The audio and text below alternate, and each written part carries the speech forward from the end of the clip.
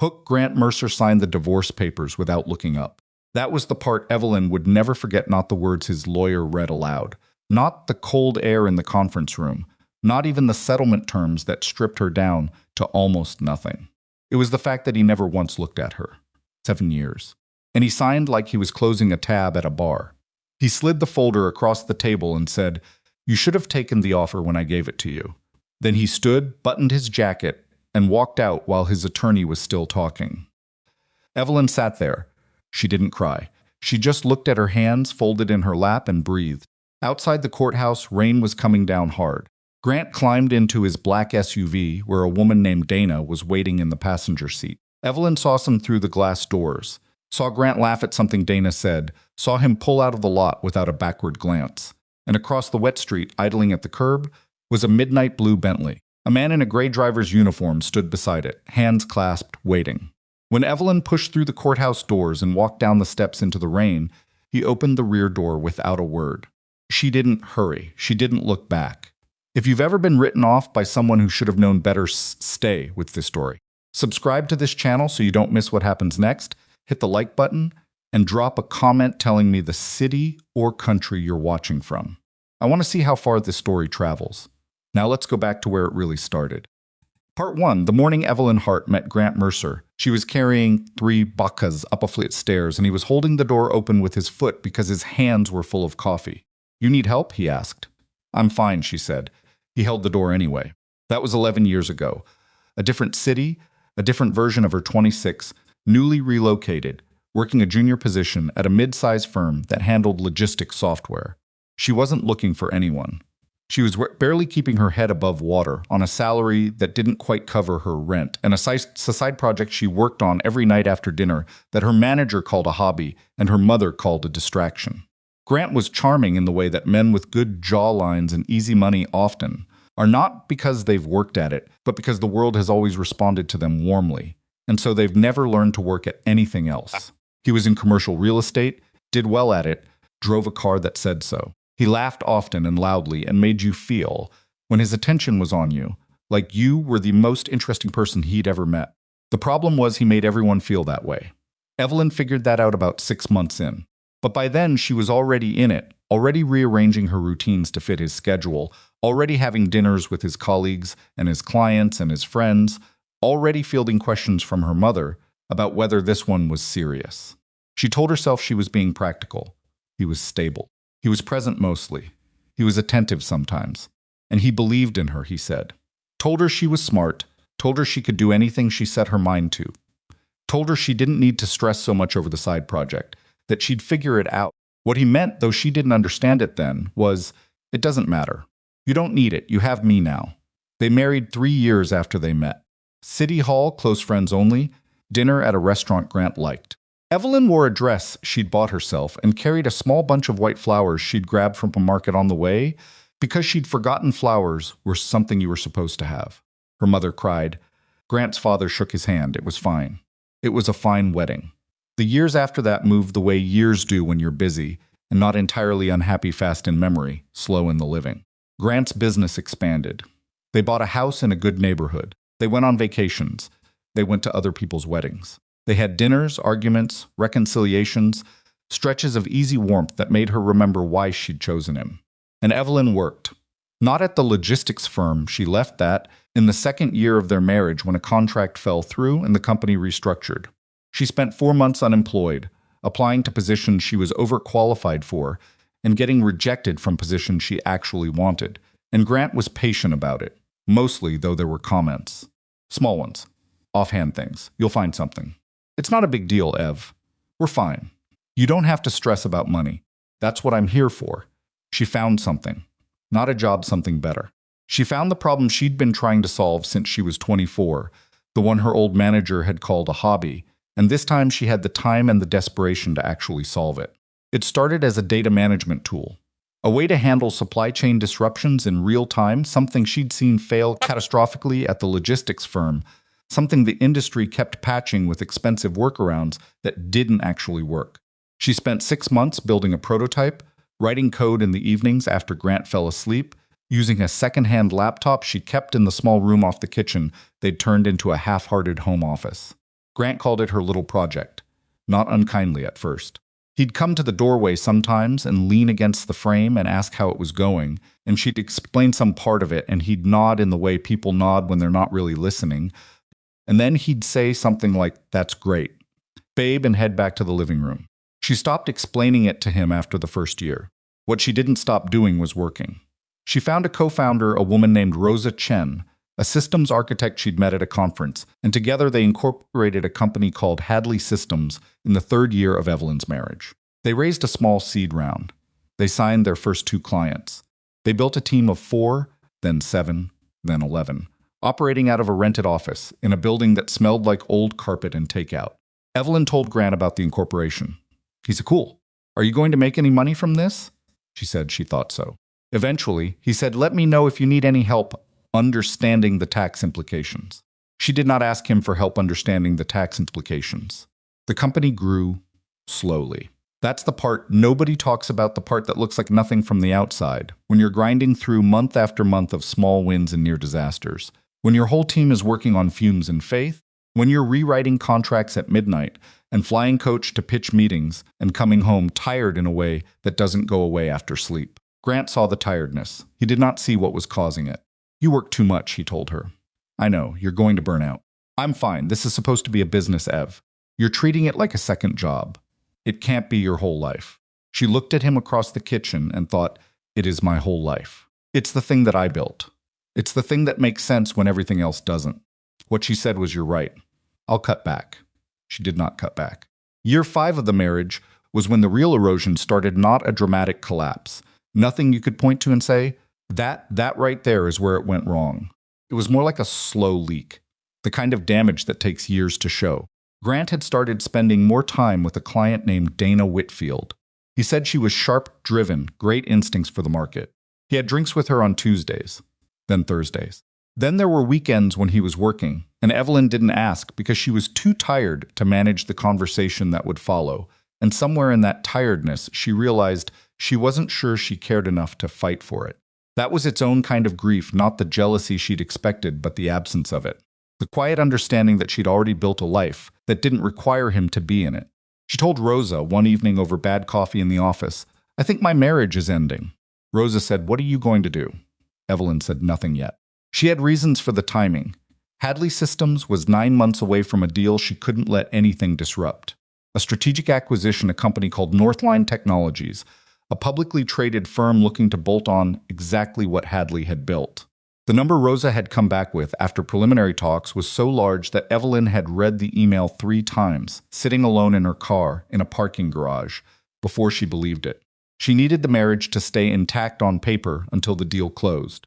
Not because she wanted Grant, she'd made her peace with that already, but because the timing of a divorce filing would put her equity in play during negotiations, and she'd spent 6 years building what she built, and she was not going to let a failing marriage tear a hole in it at the finish line. So she waited. She hired a very quiet, very competent attorney named James Falk. She structured things carefully. She moved money she had earned her salary from Hadley, her dividends from early clients, into an account Grant didn't know existed, not to hide assets, but because she'd realized the account she shared with him had started to feel like a cage door he controlled. Grant, during this period, made a decision he would spend years regretting. He started talking, not to Evelyn, to his friends, his clients, his colleagues. He had a version of their marriage he'd been polishing for some time, a story where he was the generous, patient husband carrying a wife who couldn't quite keep up, who'd spent years chasing some tech dream that hadn't amounted to much, who he'd supported financially through all of it. He didn't say it cruelly.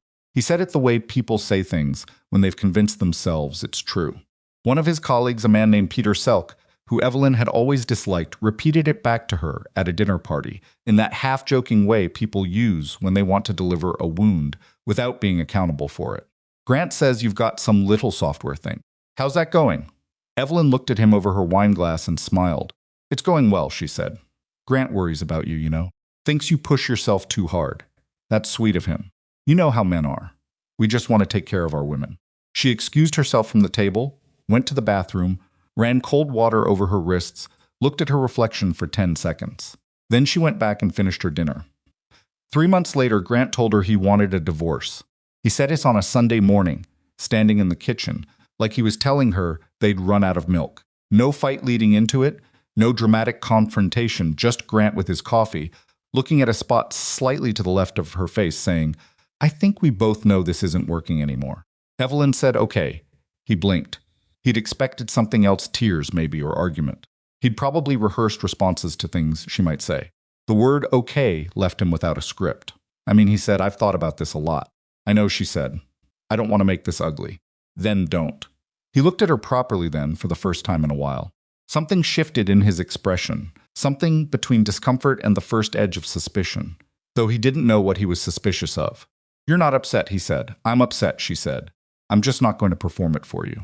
He moved out 2 weeks later, into an apartment Dana had already helped him find.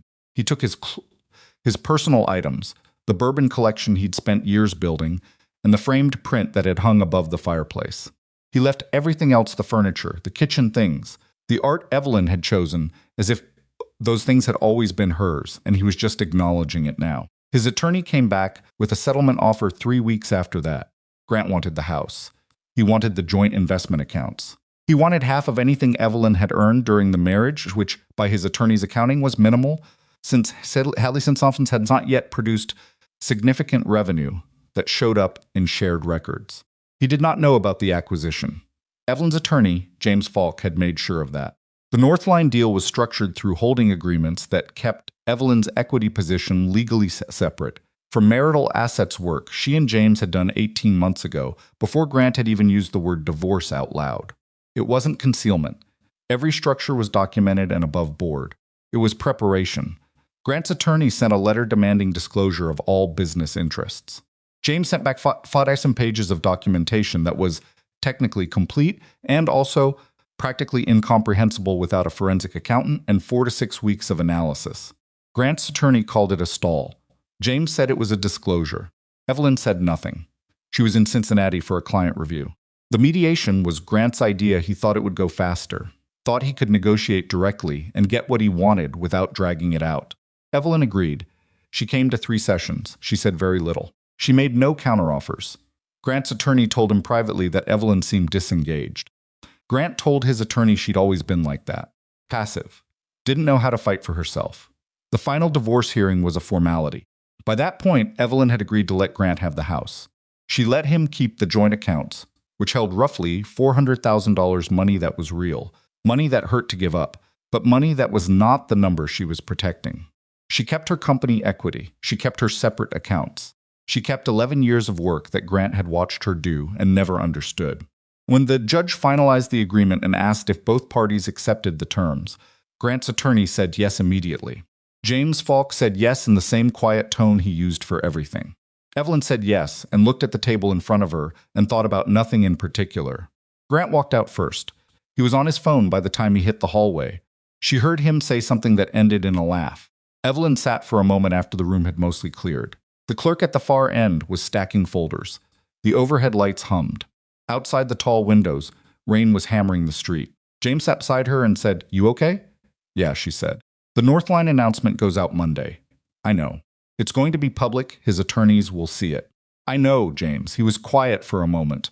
"Then you did everything right."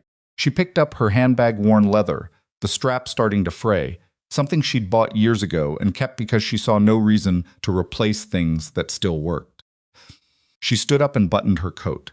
"I did what I had to do," she said. "That's different." She walked out of the courtroom alone. Down the corridor, past the security desk, through the glass doors and out into the rain. The courthouse steps were slick and the rain was cold, and she didn't have an umbrella, which was the kind of practical failure that had always annoyed her about herself. And then she saw the car. The Bentley was the color of deep water, pulled up to the curb with its engine running soft, the kind of engine you don't hear so much as feel. The driver stood beside the rear door in a gray uniform, with his hands at his sides. She had arranged it herself 2 weeks ago, with the same deliberateness she'd applied to everything else. Not as a statement, not for Grant's benefit or anyone else's. She'd arranged it because she had spent 7 years letting herself be small in her own life, taking car services that were fine, and flights that were economy, and hotel rooms that were adequate. And she had decided, quietly, privately, that she was done with adequate. She walked down the steps in the rain, and the driver opened the door without a word, and she got in. The leather was warm. The city moved past the windows in streaks of gray and gold. Somewhere behind her, somewhere across that wet street, Grant Mercer was in his black SUV with Dana, already composing the version of today he'd tell people later, the version where he won, where Evelyn lost, where everything had gone exactly the way he'd expected. She leaned her head back and closed her eyes. Her phone buzzed. "Rosa," she answered. "How'd it go?" Rosa asked. "It's done." "You okay?" Evelyn thought about it for a second, actually thought about it. The way you can when the thing you've been bracing for has finally passed. "Yeah," she said. "I think I actually am." "Monday's going to be a lot," Rosa said. "I know. Media's going to want you." Northline's PR team has already drafted the joint statement. "Send it to me tonight. I'll have edits by morning." A pause. Then Rosa said, softer, "Ev, you did it." She didn't answer right away. The car moved through an intersection, wipers cutting arcs through the rain. A woman on the sidewalk was wrestling with an inside-out umbrella. A kid on a bike was pedaling fast, head down, laughing. "We did it," Evelyn said. "Stop being diplomatic." "Fine." She almost smiled. "I did it. There she is." She hung up and looked out the window and let herself feel it, not triumph. Exactly. Nothing that loud. Something quieter than that. The particular satisfaction of having held something together long enough to see it become what you always believed it could be. She thought about Grant's face when he'd signed those papers, the way he hadn't looked at her, the way he'd laughed in the car. She thought, he has no idea. And then, because she was Evelyn Hart and not a character in the kind of story she found irritating, she picked up her phone and went back to her emails because Monday was 2 days away and there was still work to do. The Bentley moved through the city. The rain kept coming. She kept working part 2. The Northline announcement went out at 7:43 Monday morning, Eastern Time, before most of Grant's contacts had finished their first coffee. Evelyn was already at the office when it dropped. She'd been there since 6, sitting at the long table in the Hadley Systems conference room with Rosa and their CFO, a careful, precise man named David Okafor, going through the joint statement one final time. The press release had been drafted, reviewed, redrafted, and reviewed again over the preceding 2 weeks. Every word had been weighed. The headline read, "Northline Technologies to acquire Hadley Systems in $1.4 billion deal." Rosa refreshed the page 3 times after it went live, like she needed to see it load again to believe it. Davis made a sound that wasn't quite a word. Evelyn read it once, straight through, checked 2 figures in the body of the release, and said, "Good. Let's talk about the integration timeline." Rosa stared at her. "Ev, what? 1.4 billion, I know what it says. Can you just, for 30 seconds, can you just sit with it?" Evelyn looked at her. Rosa had been her co-founder, her first call in bad months, the person who'd once driven 4 hours to a client site to fix a server issue because their engineer had food poisoning and the contract was on the line. She had lines around her eyes now that hadn't been there when they started. She'd earned every single one of them. Evelyn said, "We should open something." "I have champagne in the mini fridge," David said immediately. "It's 6:58 in the morning," Evelyn said. "I've been waiting 18 months to open it." She almost laughed. She did laugh, a short, real one, the kind that surprises you coming out. "Fine," she said, "pour it." They drank bad champagne out of paper cups in a conference room with flickering overhead lighting and a whiteboard that still had last Thursday's logistics diagram on it. And it was genuinely one of the best moments of Evelyn's life. Then her phone started ringing and didn't stop for 4 hours. By noon, the business press had run 14 separate pieces. By 2 in the afternoon, Hadley Systems' name was trending on 3 financial platforms. Reporters wanted comments. Northline's PR team was coordinating interviews. 2 of Evelyn's earliest investors, people who'd written checks when Hadley was 6 people in a bad-smelling office, sent messages that ran long with emotion, and she read each one twice. She was in the middle of a call with Northline's communications director when her assistant knocked and slid across the desk. The note said, "Grant Mercer has called 3 times. His attorney called twice." She looked at the note. She finished her sentence on the call.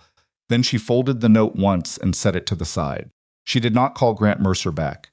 Grant found out the way people in his world find out things through someone else's excitement. His client Peter Selk forwarded him the financial news alert at 8:15 with a message that said only, "Isn't this your ex-wife?" Grant read the headline standing in the kitchen of the apartment he shared with Dana now. He read it again.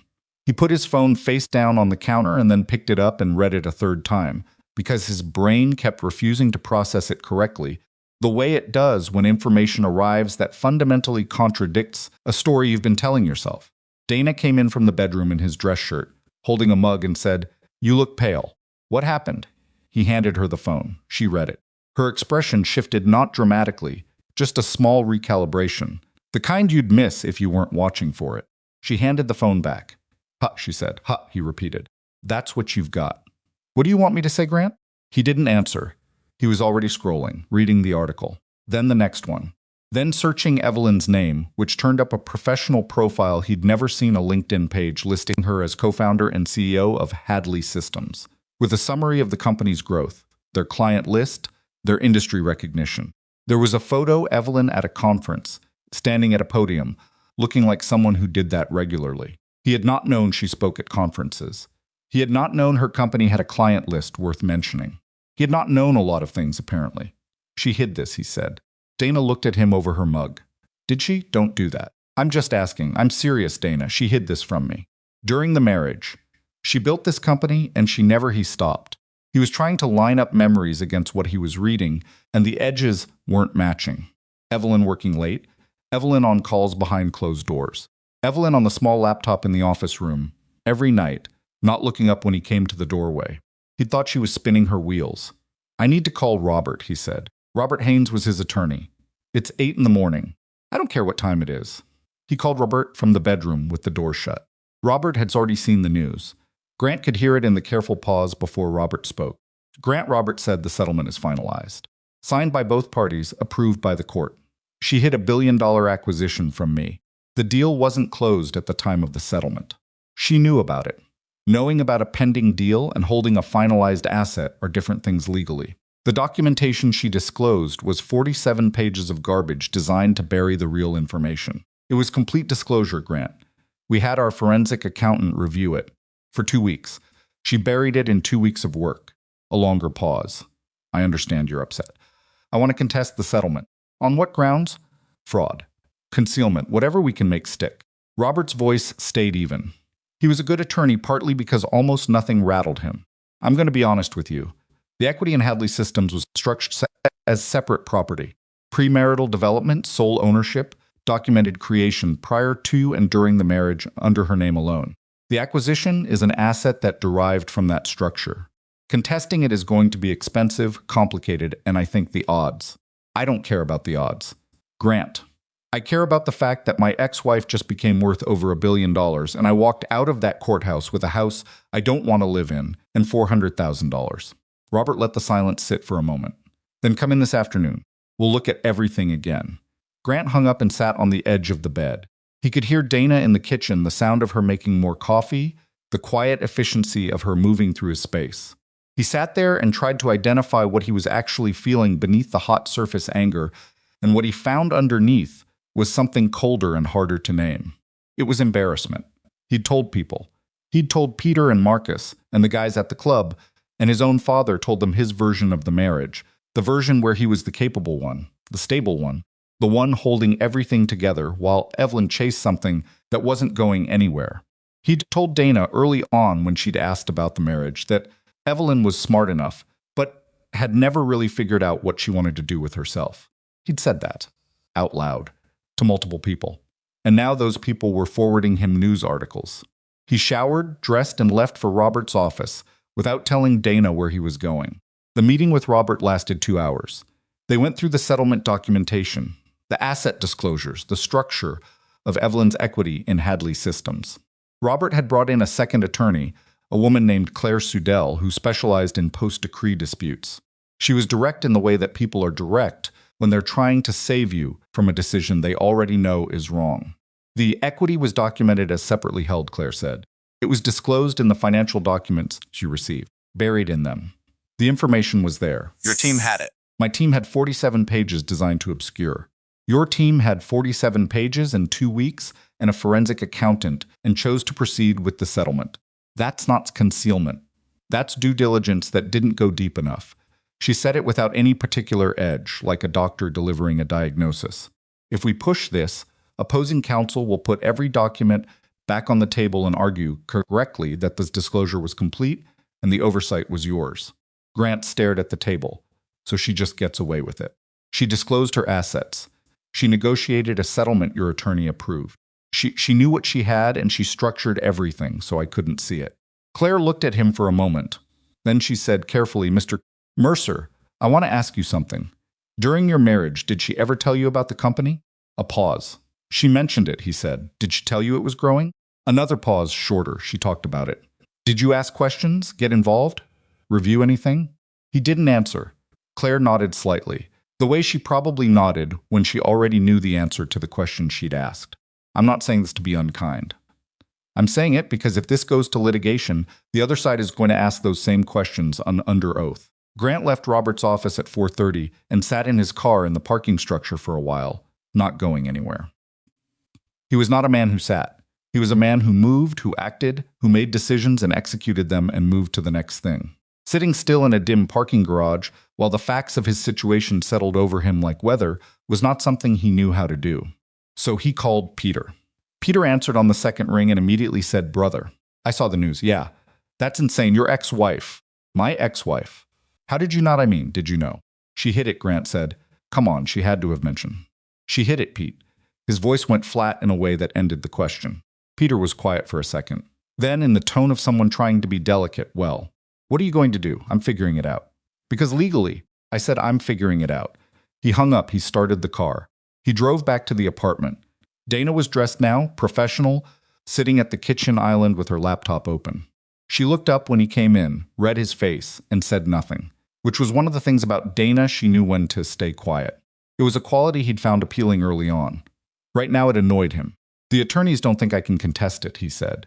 Okay, I think they're wrong. She closed her laptop partially. What's the angle? She concealed assets. She structured her company in a way specifically designed to. Grant. Dana's voice was even. I need to ask you something and I need you to actually hear it. He looked at her. Did she ever tell you about the company? About what she was building? He'd been asked that twice in one day now. It didn't feel better the second time. She mentioned it, he said. Did you listen? The kitchen was very quiet. I supported her, he said. I supported that family for... That's not what I asked. He set his keys on the counter. You're taking her side. I don't have a side. I'm asking you a question. I came here to think, not to be cross-examined. Dana opened her laptop again. Then think, she said. I'll be over here. He went to the bedroom. He sat on the edge of the bed again, same spot as this morning, and he tried to think, and what he kept coming back to wasn't the legal angles or Robert's assessment or even the number in the headline. What he kept coming back to was the way Evelyn had sat in that conference room, the morning he told her he wanted a divorce. He'd expected her to fall apart. Even a little. Even just the fracture of composure that would tell him the marriage had meant something to her, that she needed him in some way he could point to. She'd said okay, just okay, and he'd told himself it was shock or numbness or the passivity he'd always attributed to her. He'd told himself she didn't know how to fight for herself. He understood now, sitting in a bedroom in an apartment he didn't own, that she'd been protecting something. That her okay had not been surrender, it had been a woman who already knew how this ended, choosing not to burn energy on the performance of grief. The thought made him angrier than anything Robert or Claire or Dana had said. Because the alternative, the thing underneath the anger, the thing he absolutely could not afford to look at directly, was that he'd spent 7 years married to a woman building something extraordinary, and had been so certain she was small that he'd never once looked closely enough to see it. He pulled out his phone. He opened the news article again. He looked at the photo of Evelyn at the podium. She wasn't smiling. She was mid-sentence, one hand slightly raised, looking at someone in the audience with the full, unhurried attention of a person who is entirely comfortable being in front of a room. He'd never seen her look like that. He put his phone away and made a decision. It was not a good decision, as decisions go, but it was the kind of decision that feels inevitable when your pride has been damaged past the point where reason can manage it. He called Robert back. I want to go forward, he said. Robert said, Grant, I want to file. I want to challenge the asset structure, and I want to go after the concealment angle, and I want her to have to defend herself. This is going to cost you. Considerably, I know what it's going to cost. And the outcome is I heard you the first time, Robert. I want to go forward. A long pause. Robert, to his credit, tried once more. Is this about the money, Grant, or is this about something else? Grant hung up. The filings went in 6 days later. Grant told himself it was about justice, about assets he was rightfully owed, about a woman who'd gamed a legal system to cut him out of what the marriage had produced. By the time the papers reached Evelyn's attorney, she was in San Francisco for a series of meetings with Northline's integration team. James called her between sessions, standing in a hotel corridor with her second coffee of the day. He filed, James said. When? This morning. He's going after the equity structure, claiming concealment, marital fraud, and improper asset classification. She leaned against the corridor wall. The carpet was that aggressive hotel pattern, geometric, burgundy, aggressively cheerful. She stared at it. What's our position? She said. Extremely solid. I want to be clear about that. Every structure is documented, every disclosure was made. The separate property classification is airtight. He's spending money to fight a case he's likely to lose. Likely. Nothing certain, but yes, likely. She was quiet for a moment. Then, how public does this get? James was quiet in a way that answered before he spoke. He filed in civil court. The press is already watching Hadley and Northline. It's going to get picked up. When? Probably within the week. She pushed off the wall. One of the Northline people, a young guy named Craig, who carried 2 laptops and communicated primarily through calendar invites, was gesturing toward the conference room down the hall. Okay, she said to James, Ev, this could be a distraction during the integration. I know what it could be. Handle what you can handle and let me know what you need from me. She went into the conference room. She put her coffee down. She looked at the integration timeline on the screen and she focused, because she had built the things she built by knowing exactly when to feel something and when to set it aside and get back to work. And this was not the time to feel it. She felt it at 11:30 that night, alone in her hotel room, with room service she'd only half eaten and the city spread out below the window. In that particular way, San Francisco spreads all compressed and luminous, beautiful in a way that doesn't care whether you're watching. She sat in the chair by the window and she let herself be tired. Not performed tiredness, not the acceptable weariness of someone who'd worked a long day, the deep marrow-level exhaustion of someone who had been bracing for impact for 3 years and was still, somehow, still bracing. She'd thought it was over. That was the thing that made her jaw tight now, sitting in that chair. She'd done everything right. She'd timed it carefully, structured it carefully, made sure James had covered every angle. She'd given Grant the house, for God's sake. She'd given him the accounts. She'd handed him things she'd earned because she wanted the exit to be clean, wanted to be out without a trail of destruction following her. And he'd filed anyway, not because he had a case. She knew he didn't have a case, James had been clear enough, and James was not a man who sugar-coated odds. Grant filed because he couldn't stand it, because the story he'd told about their marriage required her to be small, and she'd turned out not to be, and that had broken something in him that he was now trying to fix by making her defend herself in court. She understood it. She hated that she understood it, but she did. Her phone buzzed. Rosa. News is going to run the lawsuit story tomorrow. 2 outlets confirmed. She typed back, Rosa, you okay? She looked at the city lights. A plane moved across the dark, slow, and red blinking, making its approach. She typed yes. Go to sleep. Rosa, you first. She almost smiled. She went to sleep.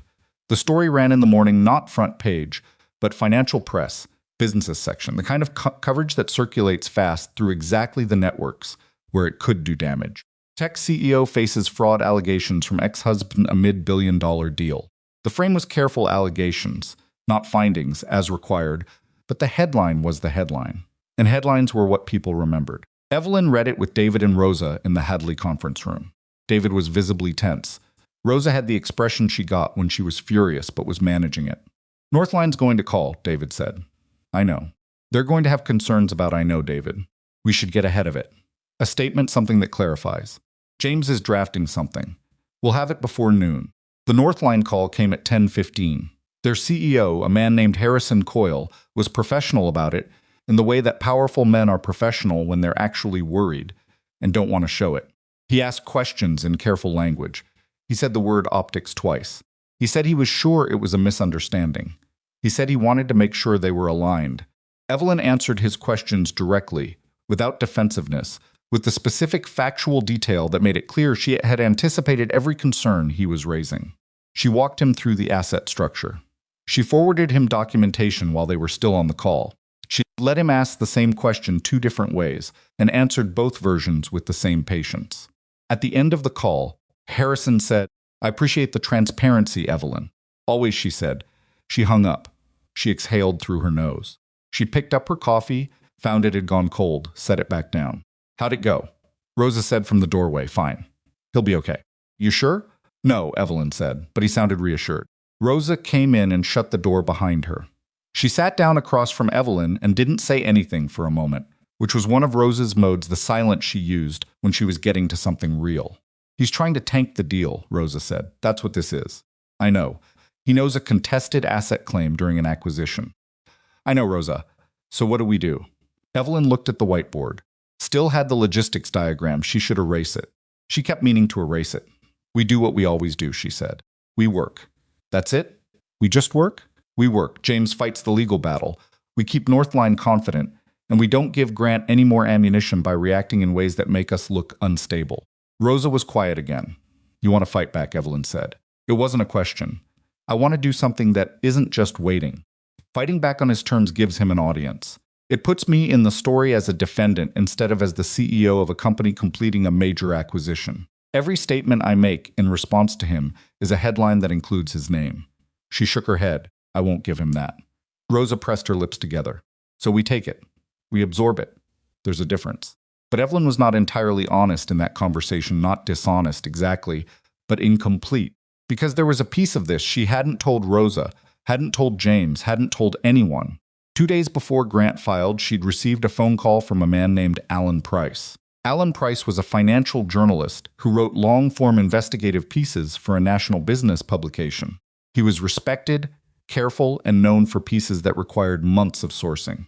He had called her assistant first, gotten nowhere, then tracked down her direct number through a contact they had in common. When Evelyn took the call, he'd said, I'm working on a piece about financial behavior during high-asset divorce proceedings. I've been looking at some records, public filings, property transfers, some corporate documents that I think you'd want to know about. She'd said, what kind of records? And Alan Price had said, records relating to your ex-husband and approximately $300,000 in transfers made from joint marital accounts in the 14 months prior to your divorce filing. She'd been very still. Where did the money go, she said. Into a holding company, Alan said. Registered in Delaware. Beneficial ownership linked to a Dana Whitfield. The room had been very quiet. Evelyn had said, send me what you have. He'd sent it that evening. She'd read every page. She'd forwarded it to James without a word, and James had called her back in 20 minutes, sounding like a man who'd just picked up a loaded weapon he hadn't expected to find. This is real, James said. I know. He transferred marital assets into an account controlled by Dana Whitfield before the divorce was even filed. I know, James. It's financial misconduct during a marriage. This is Ev. This is the thing that blows up his entire legal challenge. If he's claiming you concealed assets while he was doing this. I know what it means. When do you want to use it? She'd thought about that. She'd thought about it for 2 days, through the San Francisco trip and the Northline call and the press coverage. She'd held it like something fragile and dangerous, which was exactly what it was. Not yet, she'd said. Ev, when the time is right, James. Not as a preemptive strike. I want him to make his move first. I want him to be fully committed before we respond. James had said that's a significant risk. I know, she said. I'm comfortable with it. She hadn't told Rosa because Rosa would have wanted to move immediately, and Evelyn understood something Rosa didn't in that moment, that the timing of a revelation was sometimes more important than the revelation itself. She was waiting. Grant, meanwhile, was accelerating. His attorney had filed a motion demanding full forensic review of Hadley Systems' financial records, going back to the beginning of the marriage.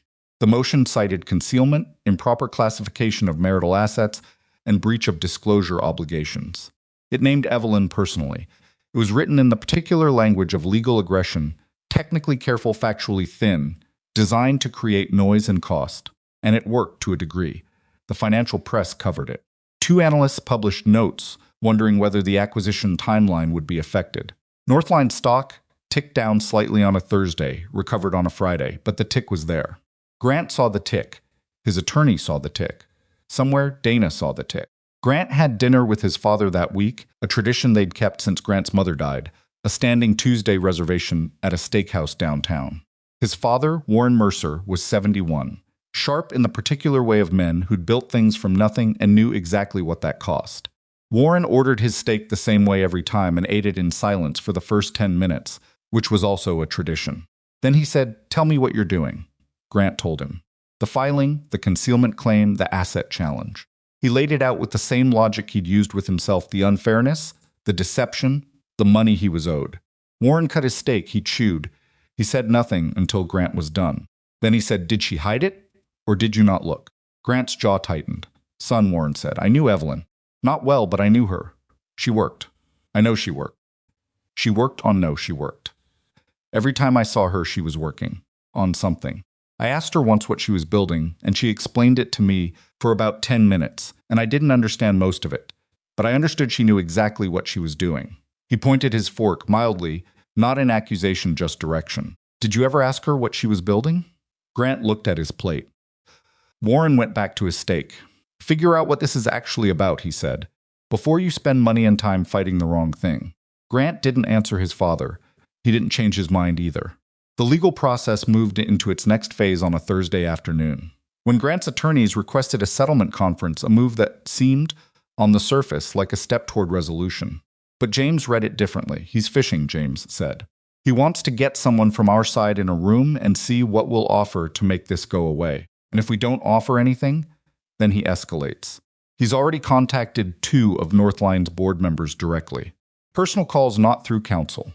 Evelyn stopped. "He contacted Northline's board, 2 members, raising concerns about the acquisition, suggesting there were undisclosed liabilities in Hadley's asset history." Her voice went flat. "He approached Northline's board." "Yes." "Without legal grounds. Without," he just called them. "Yes." She was quiet for a moment that James had the good sense not to fill. "James," she said, "yes. Get the Allen Price documents ready." A pause. "Then ready for what?" She thought about Warren Mercer and his stake. She thought about Rosa asking, "What do we do?" and herself saying, "We work." She thought about Grant calling Northline's board members, going around her, going around the deal, going after the thing she'd built, the thing she had spent 6 years of her life constructing at the cost of sleep and time and a marriage that was already hollow by the time he'd ended it. She thought about the word "okay" and what it had cost her to say it with that particular stillness. "Ready to use," she said. There was a beat of silence. Then James said, in the careful tone he used when a situation had just changed, "If we bring this into the proceeding, Grant's legal challenge collapses. But it also becomes public record." "I know." Dana Whitfield's name goes on it. "I know, James. And Grant will know we had this all along. He'll know we waited." "Yes," Evelyn said. "He will." She hung up. She stood at the window of her office, not the hotel. She was back in her own office now, the one she'd built from a rented desk in a bad-smelling building to this, a real space with her name on the door and a view of a city she'd learned to love, and she felt the decision settle in her like something clicking into place.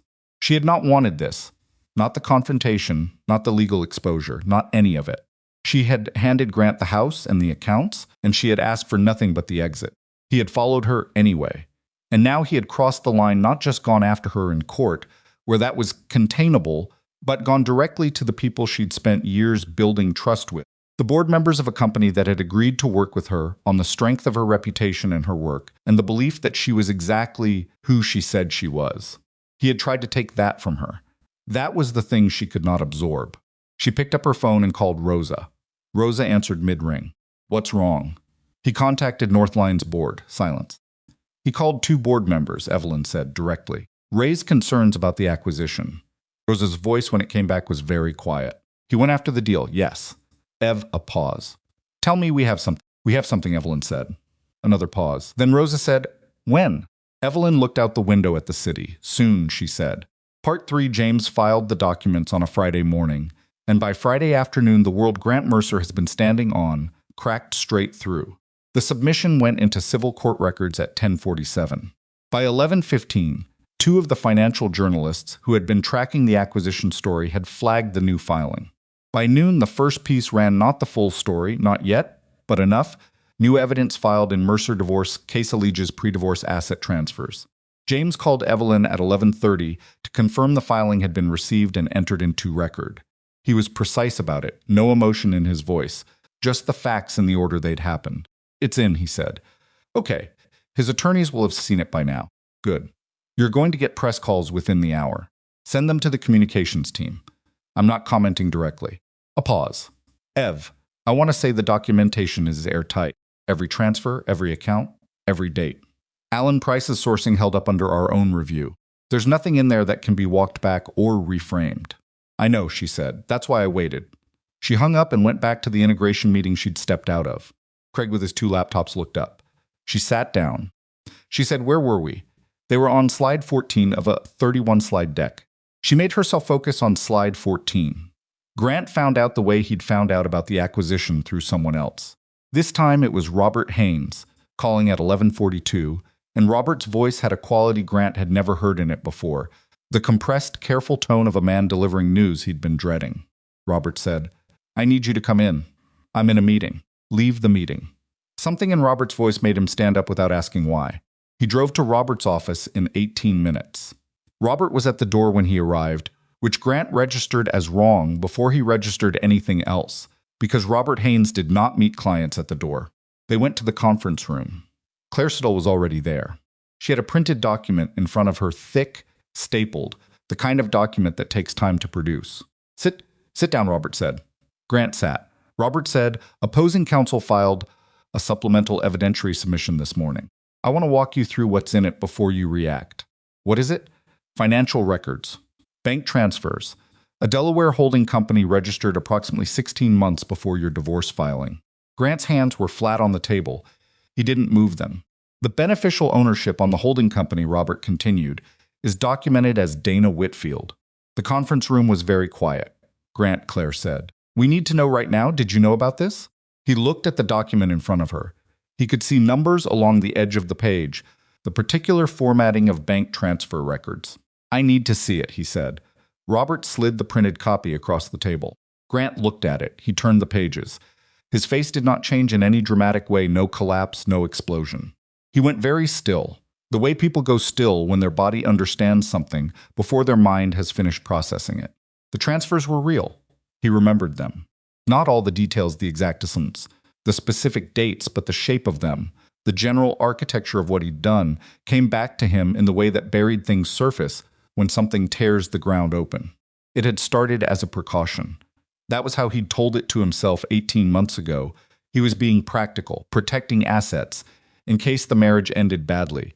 Nothing illegal about moving money between accounts. People did it all the time.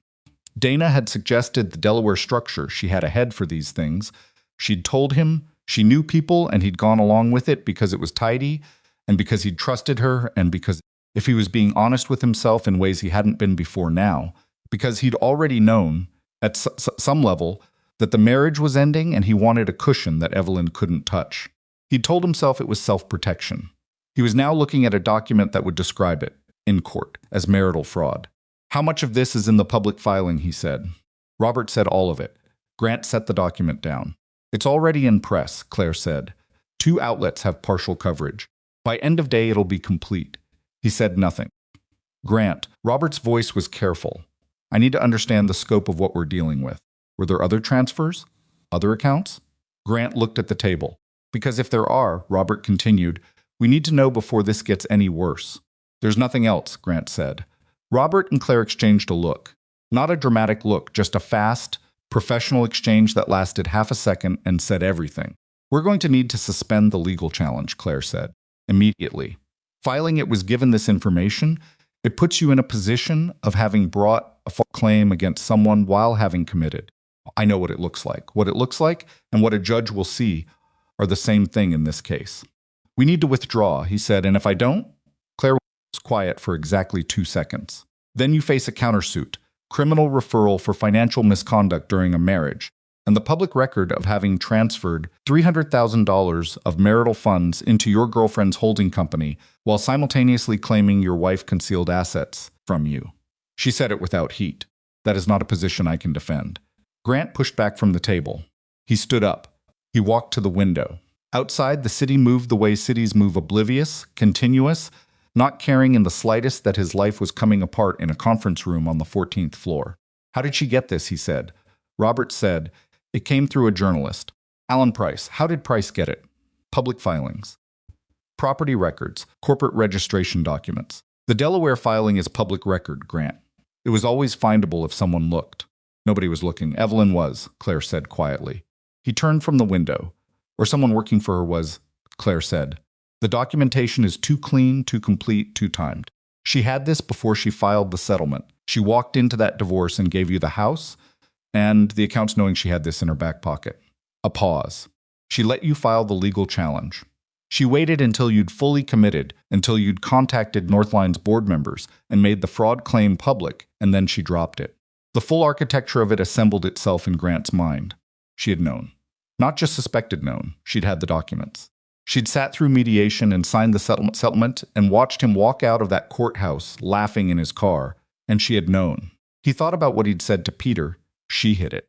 He thought about what Claire had said, or did you not look? He thought about his father in the steakhouse and Warren pointing a fork at him and saying, figure out what this is actually about. He said, what are my options? Robert said, withdrawal and cooperation. Full withdrawal of the legal challenge, voluntary disclosure of the transfers, and cooperation within any resulting inquiry. That's the position that gives you the best outcome from a legal standpoint. Best outcome meaning what? Meaning you probably don't face criminal prosecution. The transfers were marital misconduct. Not fraud in the criminal sense, the line is close, but it's there. If you cooperate early and fully, the exposure is civil, not criminal, and the money. The money goes back, Claire said. The transfers will need to be reversed. Evelyn's attorneys will almost certainly push for a settlement adjustment, given what she gave up in the original agreement. How much, Grant said. Robert said, we don't know yet, but the house, at minimum, possibly the accounts. Grant laughed. It was not a good laugh, not the easy practice laugh he used in rooms full of clients. It was something rawer and uglier, the laugh of a person who has just understood the complete scope of a mistake. She took nothing, he said. She gave me everything and took nothing. No one in the room answered him. Because she knew, he said. She knew the whole time. He picked up his jacket from the back of the chair. He put it on with the precise mechanical attention of someone who needs to be doing something with their hands. Set up the withdrawal, he said. Do whatever you need to do. He left. He drove without going anywhere specific for about 40 minutes, just moving through city traffic, taking turns without deciding on them. His phone rang 4 times. He didn't answer. He stopped at a light and looked at himself in the rearview mirror and looked away. When he got back to the apartment, Dana was not there. This registered as a fact before it registered as significant. He came in, set his keys down, called her name once, heard nothing. Her coat was gone from the hook by the door. Her coffee cup, which she usually left on the counter until evening, was washed and in the rack. He checked the bedroom. Her side of the closet was half empty. He stood in front of the closet for a while. Then he went to the kitchen and called her. She answered on the 4th ring. Where are you? He said. A pause. I'm staying at Karen's for a bit. Karen was her friend from college. Karen lived 40 minutes from the city. For a bit, he repeated. Grant, when did you leave this morning? After I saw the news. He sat down at the kitchen counter. You left this morning. I didn't want to be here when I just needed some space to think. His voice was very level. You needed space, yes. Dana. He stopped. He looked at the counter. There was a coffee ring from her mug from yesterday morning, still there, not cleaned up. Tell me something, the Delaware company. Silence. I need you to tell me something, he said. Whose idea was that? Her silence was its own kind of answer. Because I remember you explaining it to me, he said. I remember you saying you knew a way to structure things cleanly. I remember you handling the registration. Grant. Whose idea was it? It wasn't you agreed to it. You signed the documents. I signed documents you put in front of me. That you didn't read, she said, and her voice had an edge to it now that he hadn't heard before, something that had been sitting behind the even, professional surface of her. You didn't ask questions. You didn't want the details. You just wanted it handled. I trusted you. You trusted that it would work out. That's different. He was quiet. I didn't force you to transfer anything, Dana said. You wanted the money protected. I showed you a way to do it. The fact that it's now the fact that it's public isn't. She stopped herself. Say it, he said. It's not just my problem, Grant. It's yours. It was your marriage. It was your decision. I set up a structure that you used, with your name on it, because you wanted your name off it. Her voice was steady now, calm in the way that felt practiced. Think about what you're doing right now. Think about what you're trying to do. What am I trying to do? You're trying to find a way to make this my fault. He didn't answer. I have to go, Dana said. Dana, I'll talk to you when things settle down. She hung up. He sat in the kitchen for a long time. The coffee ring on the counter. The half-empty closet in the bedroom. The phone call from Robert he still needed to return. The press coverage loading on his phone every time he unlocked the screen. He thought about the night he'd signed the divorce papers. The way he hadn't looked at Evelyn. The way he'd laughed in the car. The certainty he'd had the specific, comfortable certainty that she had nothing. The Northline Gala had been planned for months, a pre-integration celebratory event, the kind of thing that happened when a deal of this size closed, where Northline's leadership and Hadley's team would share a room for the first time. And Harrison Coyle would say things about vision and synergy, and the assembled crowd would drink good wine, and everyone would be performing excitement. That was also beneath the performance genuinely felt. It was scheduled for the Thursday after the documents dropped. Nobody canceled it. Evelyn considered whether to. She had James on the phone Tuesday evening going through the question with the same analytical patience he applied to everything. It sends a signal if you cancel, he said, instability, uncertainty. And if I go, it sends a signal, confidence, forward momentum. So I go. I think you go. Harrison wants you there. The Northline board wants you there. Showing up is the statement. And Grant? A pause. His attorneys filed the withdrawal this afternoon. It's done. The legal challenge is over. She absorbed that. She was in her home office, the real one now, not the small room in the house she'd shared with Grant, but her own apartment, the one she'd moved into 3 months ago, spare and quiet and entirely hers. The inquiry into the transfers, she said. Ongoing. That's out of our hands now, the court referred it, and it'll run its course. Our attorneys aren't involved in that proceeding. Good, Ev, it's over. The legal piece is over. She looked at the wall across from her desk. She'd hung one thing on it, a photograph Rosa had taken years ago of the two of them in the original Hadley office, paper cups on the table, the whiteboards covered in diagrams, both of them looking at the camera like people who had been awake too long and didn't care. Okay, she says, get some sleep before Thursday. She did not get much sleep before Thursday. The gala was at the Ashford, a hotel that managed to be grand, without being exhausting high ceilings, swarm lighting, the kind of space that made people feel, upon entering, that the evening was going to mean something. Evelyn arrived in a car arranged by Northline's event team, not the Bentley this time, just a black sedan, appropriate, unremarkable. She wore navy, simple, well-cut, the kind of thing that communicated authority without trying. Rosa met her at the entrance, which was very Rosa. She never went inside first. She always waited. You look like you slept, Rosa said. I look like I know how to wear concealer. Same thing. They went in together. The room was full. Northline's full leadership team, their board members, the senior Hadley staff, investors from sides, several press people with credentials who had been invited for the controlled coverage that came with an event like this. Harrison Coyle found her within the first 5 minutes and shook her hand with both of his and said something warm about the future of the combined company that she received graciously and meant about 40% of. She moved through the room. She talked to the people she needed to talk to. She was present in the way she'd learned to be present in rooms like this, not performing ease exactly, but not grinding through it either. This was her work. These were her people, or becoming them. She was talking to one of Northline's division heads about integration timelines when she felt Rosa touch her elbow. She turned. Grant was across the room. He was not supposed to be there. That was her first thought, not panic, not fear, just the flat factual recognition that he was not on any list. He had no connection to Northline. He had no reason to be in this room that she could identify. He was in a suit. He looked like himself put together in the way he'd always been able to look put together, even when things were bad, the particular grooming competence of a man who'd never stopped caring how he appeared in public, even when everything else had slipped. He was holding a drink he wasn't touching. Their eyes met across the room. Rosa said quietly near her ear, I'm calling security. Wait, Evelyn said. Ev, give me a minute. She excused herself from the division head and handed Rosa her glass and walked across the room toward Grant, moving at the pace of someone who was not hurrying because she would not hurry. He watched her come. He didn't move toward her, didn't back away, just stood there with the untouched drink and something on his face she couldn't immediately name. She stopped close enough that they could talk without being overheard. The room noise covered them. How did you get in? She said. Peter knows someone on the event team, he said. Doesn't matter. It does matter. I needed to talk to you. You have an attorney. Your attorney talks to my attorney. I didn't want an attorney for this. She looked at him. He was holding himself very carefully the same way she'd held herself in a lot of rooms over a lot of years, the discipline of someone managing something underneath. What do you want, Grant? He looked at his glass. He turned it once in his hand. I wanted to, he stopped. He started again. I know what the documents show. I know what the transfers look like. I know that legally it's another stop. Say what you came to say, she said. Did you know about it the whole time? He said. During the settlement. During mediation. Did you already have it? Yes, she said. His jaw moved. He nodded once, slowly, like someone absorbing a blow they'd seen coming. Why didn't you use it? He said. Because I didn't want to destroy you. I wanted to be out. But you kept it. As protection. In case you came after the company. She held his gaze. You came after the company. He looked away.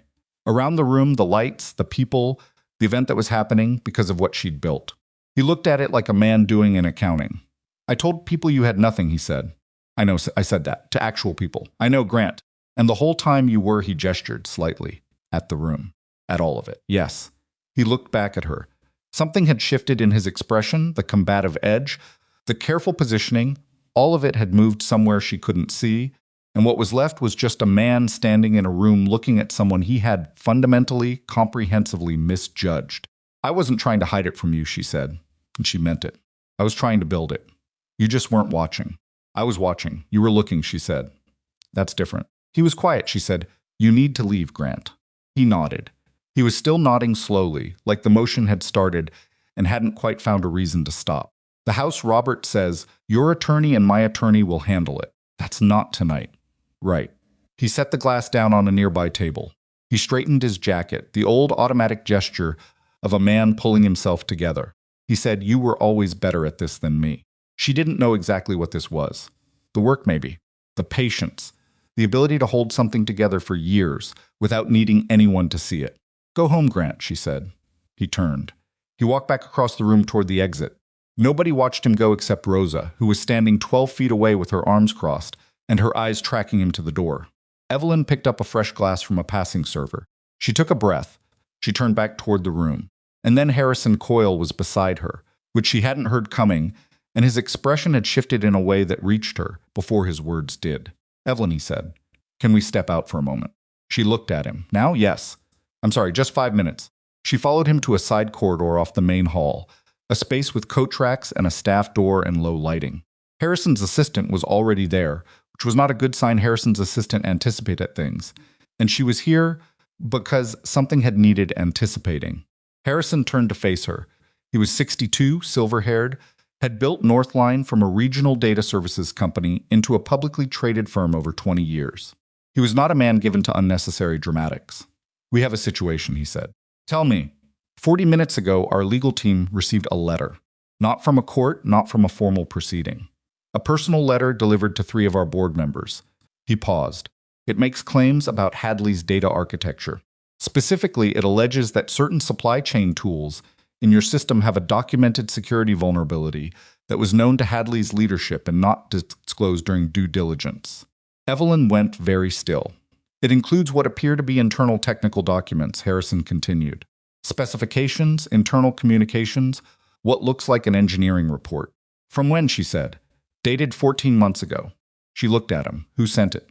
Harrison was quiet for a moment. The letter isn't signed, he said, but our legal team, Evelyn, the email metadata on the attached documents, traces back to a corporate address. She waited. It traces to Hadley Systems, he said. The corridor was very quiet. Somewhere behind the staff door, someone was moving trays. The sound of the gala came muffled through the wall. She said carefully, Harrison, I need to be very clear with you. Those documents, whatever they contain, however they read, I need to see them tonight. Because if someone accessed Hadley's internal engineering files and sent them to your board, that is a security breach. And the question of what those documents actually say about our architecture is a separate question from how they got out and who sent them. I understand that. Do you understand that the timing of this, the night of this event, after the legal challenge was withdrawn this afternoon, is not a coincidence? He looked at her. Someone is trying to stop this acquisition, she said. Not through the courts, not through legal process, through your board members' confidence. And they used internal documents to do it, which means someone who had access to our systems was involved, Harrison said, or has access currently. The word currently landed in her chest like a stone. She said, I need to call my CTO, of course. I need those documents. Right now, my assistant has them. He looked at the assistant, who produced a tablet, already unlocked, the documents loaded. Evelyn took the tablet. She looked at the first page. The engineering report was real.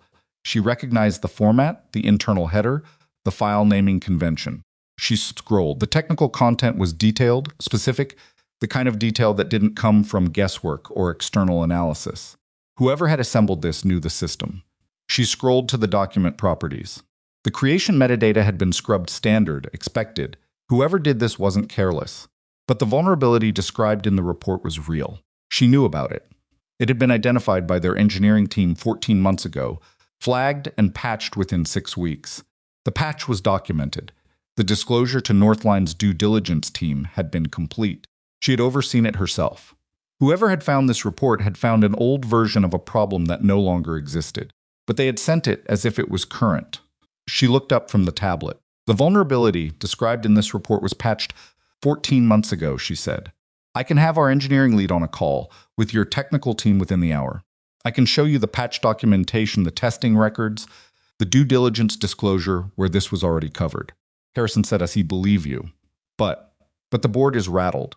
2 of the 3 who received this are already calling. The 3rd hasn't responded, which means his attorney is probably involved." He looked at her with something that was not unkind but was also not soft. "I need to know this deal is solid, Evelyn. I need to know that there is nothing else, no other document, no other issue, no other thing that someone with access to your systems could pull out and drop on my board at the wrong moment." She held the tablet. She thought about the Hadley systems, the architecture, the people who had access, who had ever had access, who might still have access to internal engineering files 14 months old. A small cold thing moved through her.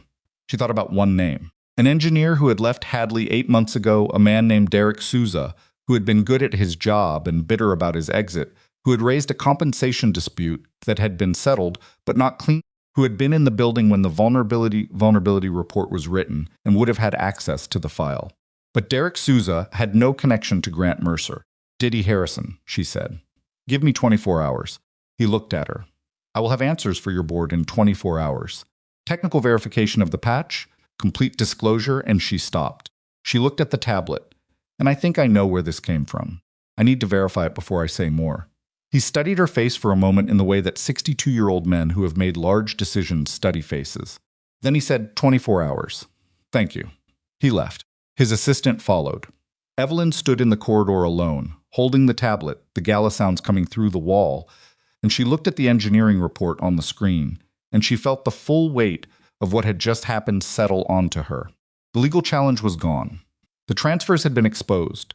Grant had walked out of this room an hour ago, looking like a man who had run out of moves. And then this.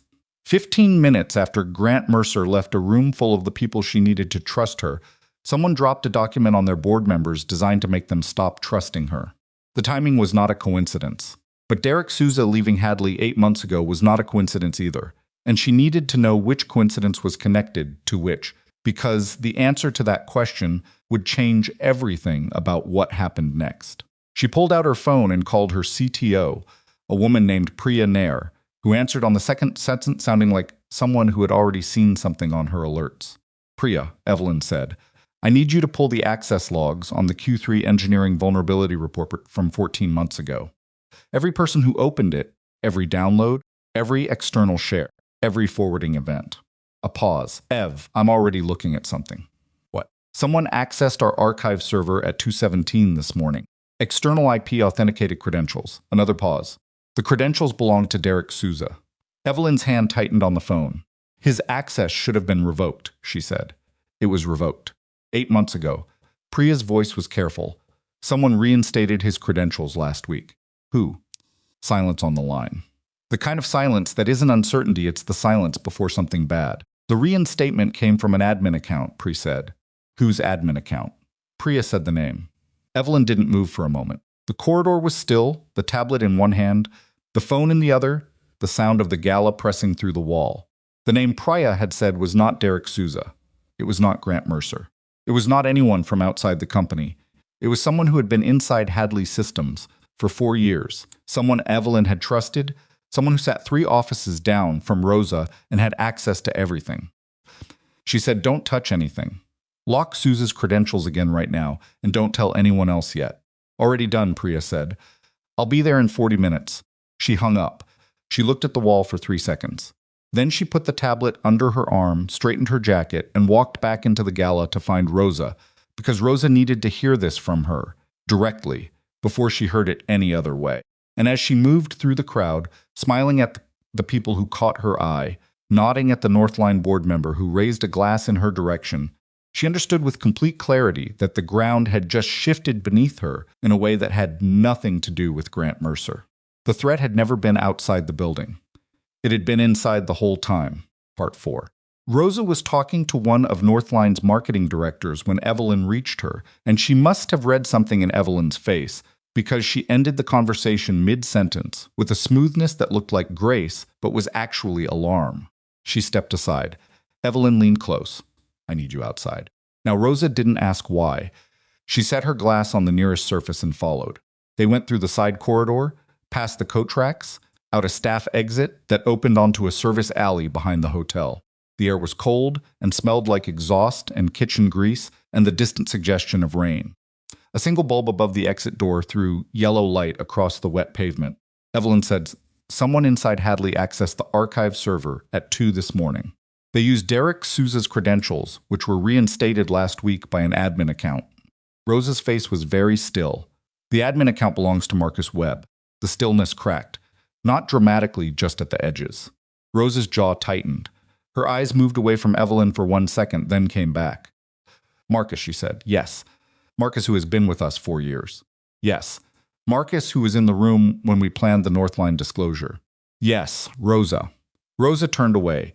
She put both hands flat against the brick wall of the hotel and stood there for a moment with her back to Evelyn and her head down.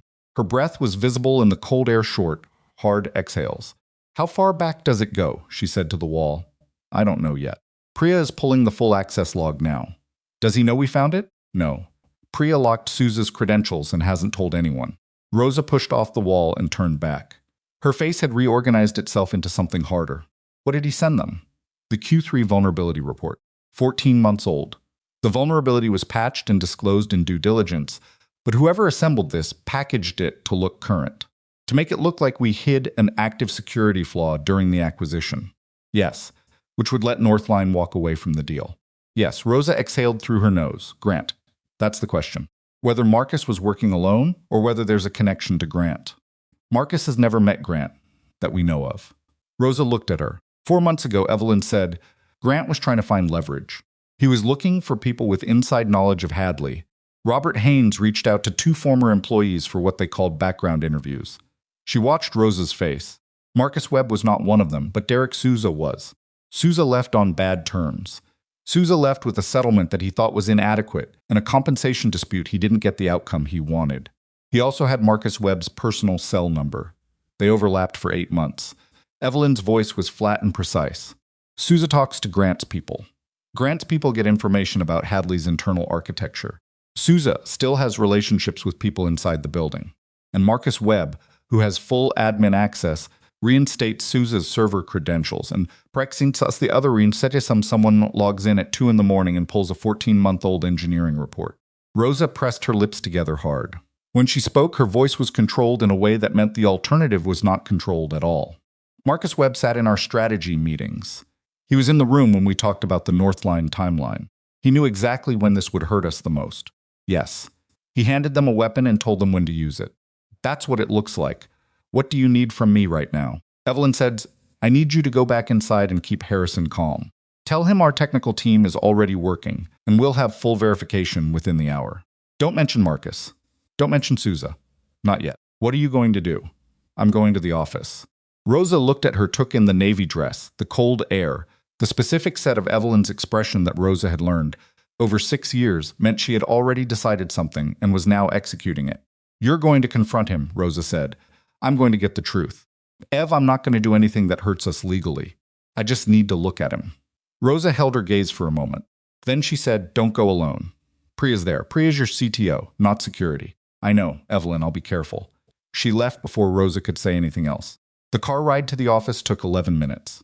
She sat in the back and looked at the documents on the tablet Harrison's assistant had given her, and she read the engineering report top to bottom with the particular focus she could access when everything else had gone quiet inside her.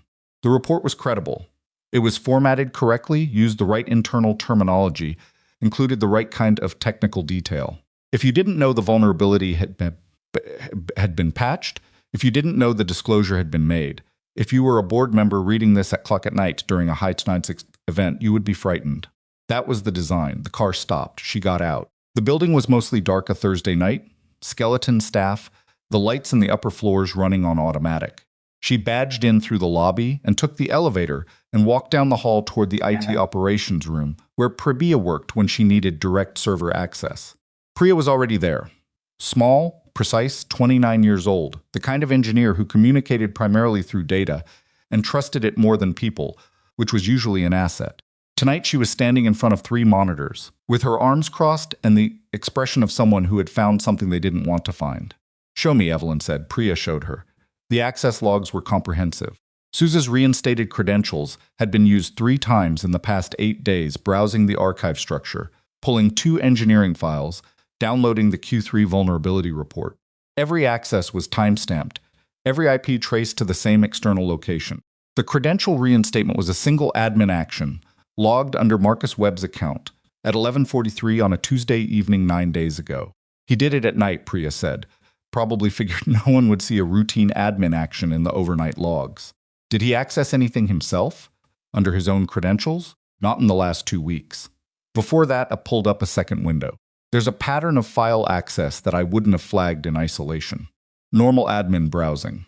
But looking at it now, with context, he pulled the Q3 report under his own credentials 6 weeks ago. Read it twice. Then nothing for 4 weeks, and then the Souza reinstatement. Evelyn looked at the timeline. He read it himself first. Made sure it was what he needed. Then created a layer of separation. Souza's credentials not his own.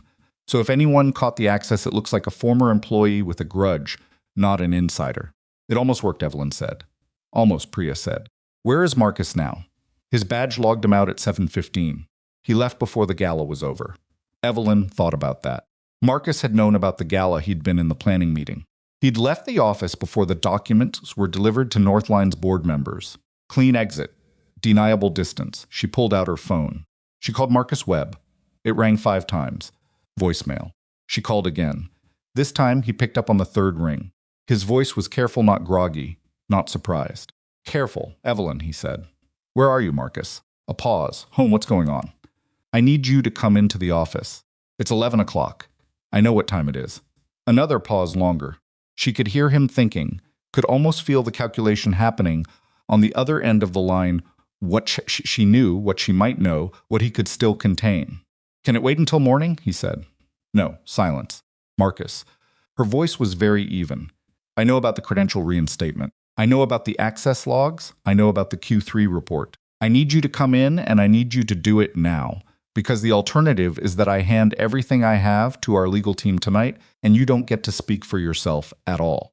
The silence that followed was a different kind. Not calculation anymore. Something that had run out of room to calculate. Give me 30 minutes, he said. She said 20. She hung up. Priya was watching her. Should I call anyone else? Not yet. Make me a copy of everything logs, timestamps, the reinstatement record. Everything on an external drive. Priya turned to her workstation. Her fingers moved quickly, purposefully. The drives hummed. Evelyn walked to the window at the end of the IT room and looked out at the city and did the thing she'd taught herself to do in hard moments, identified 3 things that were true and solid. The vulnerability was patched. The disclosure was made. The documentation existed and could be verified within the hour. Whatever Marcus had done, whatever damage he'd intended, he had built his attack on a flaw that no longer existed. He just hadn't known the flaw was gone. That was his mistake. He'd been inside Hadley 4 years ago when the vulnerability was identified. He'd been gone mentally, apparently before the patch was completed and documented. He'd pulled an old file and used it as a weapon, without checking whether the weapon was still real. She thought, that's the thing about building something from the inside. When you leave, the building keeps going. She heard the elevator at 17 minutes. Marcus Webb's web was 37, medium height, the kind of nondescript that reads as trustworthy in professional settings, nothing aggressive in his presentation, nothing that would make you look twice. He'd been a good employee, technically solid, reliable, the kind of person who showed up and did the work without requiring management attention. She had trusted him with admin access because he had earned it. He came into the IT room and stopped when he saw Priya and Evelyn both there. He'd maybe hoped for a private conversation. He looked at the monitors, at the access log still visible on screen, and something moved across his face, That was not quite guilt and not quite fear, more like the particular resignation of someone who has run a calculation and found that all the numbers have come out wrong. "Sit down," Evelyn said. He sat. She stood in front of the monitors, which meant he had to either look at her or look at the evidence. He looked at her. "Tell me how it started," she said. He said nothing. "You can tell me now, or you can tell a lawyer later." "I'm offering you now." He looked at his hands on the table. His hands were very still, controlled stillness, not natural stillness. "Sousa called me," he said, "about 4 months ago." "Go on." He said he had a contact. Someone who was looking at Hadley's history, trying to understand the asset structure. He said the contact would pay for technical background. Not proprietary code, not client data, just background. Architecture, historical processes. He looked up. I said no the first time. What changed? A pause. He came back with a number. How much, he told her. It was not a small number. It was the kind of number that made a particular kind of sense if you knew that Marcus Webb had a custody arrangement that cost him significantly every month and a loan on a property that had not appreciated the way he'd expected. Evelyn kept her face exactly neutral. "What did you give them the first time?" she said. "Process documentation. General architecture overviews. Nothing with client data. Nothing you gave them internal technical documents." It was historical, Marcus. Her voice cut across his. "I am not interested in how you categorized it in your own head. I'm interested in what you gave them." He was quiet. "The Q3 vulnerability report," she said. That was the second time. They asked specifically. Sousa said his contact knew it existed. Grant Mercer's people told Sousa to ask for it. He looked at the table. "Did you know they were going to use it against the acquisition?" she said. Something moved across his face. A different kind of resignation, not the resignation of getting caught, but the worst kind, the kind that comes from understanding what you actually participated in. "I knew it was about the acquisition," he said quietly. "Did you know they were going to send it to Northline's board during the gala?" His jaw tightened. "I knew. The timing was I knew it was connected to the deal." "So yes," he didn't answer. "You knew," she said, "that you were handing them a document designed to blow up a 6-year acquisition on the night it was being celebrated." Her voice stayed level. It cost her something to keep it level. "You've been in this company 4 years. You were in the room when we signed our major client. You were here when we almost lost the Series B. You watched us build this." He looked up at her then. His eyes were red at the edges, not from crying, from something else. Shame, maybe, or the exhaustion of carrying something he hadn't known how to put down. "I needed the money," he said. "I know," she said, "and I'm telling you, that matters to me. It genuinely matters that you were in a difficult position, and it doesn't change what you did." He looked back down. "I'm going to ask you one more question," Evelyn said, "and I need a straight answer." He waited. "Is there anything else? Any other document, any other contact, anything else you gave them or told them?" A long pause. "There was one other thing," he said, "early on, before the vulnerability report." "What?" Sousa asked about the integration timeline. What milestones we'd hit, what was still pending. I gave him a summary. It wasn't a document, I wrote it out from memory. When? 8 weeks ago. She absorbed that. 8 weeks ago, the integration was in a critical planning phase. The milestone summary would have told Grant's people exactly how close the deal was and exactly when pressure would do the most damage. She said, "You told them when to pull the trigger." He didn't answer, which was its own kind of answer. "I need the full account number Sousa used to pay you," she said. "Every transaction. Everything in writing that you have. If I give you that, you're going to give it to me or you're going to give it to investigators. That's the choice." She held his gaze. "If you cooperate fully right now tonight, that matters when this gets handed to legal. I can't promise you anything except that your cooperation will be documented." He looked at the monitors, the logs, his name on the screen. He pulled out his phone and started forwarding her files. It took 9 minutes. Priya confirmed each receipt. Evelyn stood and watched and said nothing until it was done. Then she said, "Your badge access is being deactivated. You'll receive formal communication from our legal team by morning." Marcus Webb stood up. He was not a dramatic man, and he did not make a dramatic exit. He picked up his jacket from the back of the chair and walked out of the room and down the corridor, and the elevator chimed, and then he was gone. Priya said quietly, "That was the most controlled I've ever seen anyone." Evelyn said, "Get me the Grant Mercer connection. I need something traceable between Sousa's contact and Grant's people. I'll start with the payment account." Priya was already moving. "If he used a personal account or a traceable transfer." "Find it," she called James. He answered at 11:42, which meant he'd been awake, which meant Rosa had already called him. "I have a full confession," Evelyn said. logged access records, payment documentation, and a direct line from a former employee to Souza and, through Souza, to whoever Grant was using as a cutout. James was quiet for half a second. How solid is the access log? Server-generated, timestamped, unaltered. Priya can testify to the chain of custody. And the employee cooperated fully. Forwarded everything. Tonight, right now. Another pause. Evelyn. This doesn't just kill Grant's angle, this is criminal. If we can prove the chain of instruction. Then prove it. I'll need everything by morning. Can Priya have the full package prepared by 6 a.m., Evelyn said.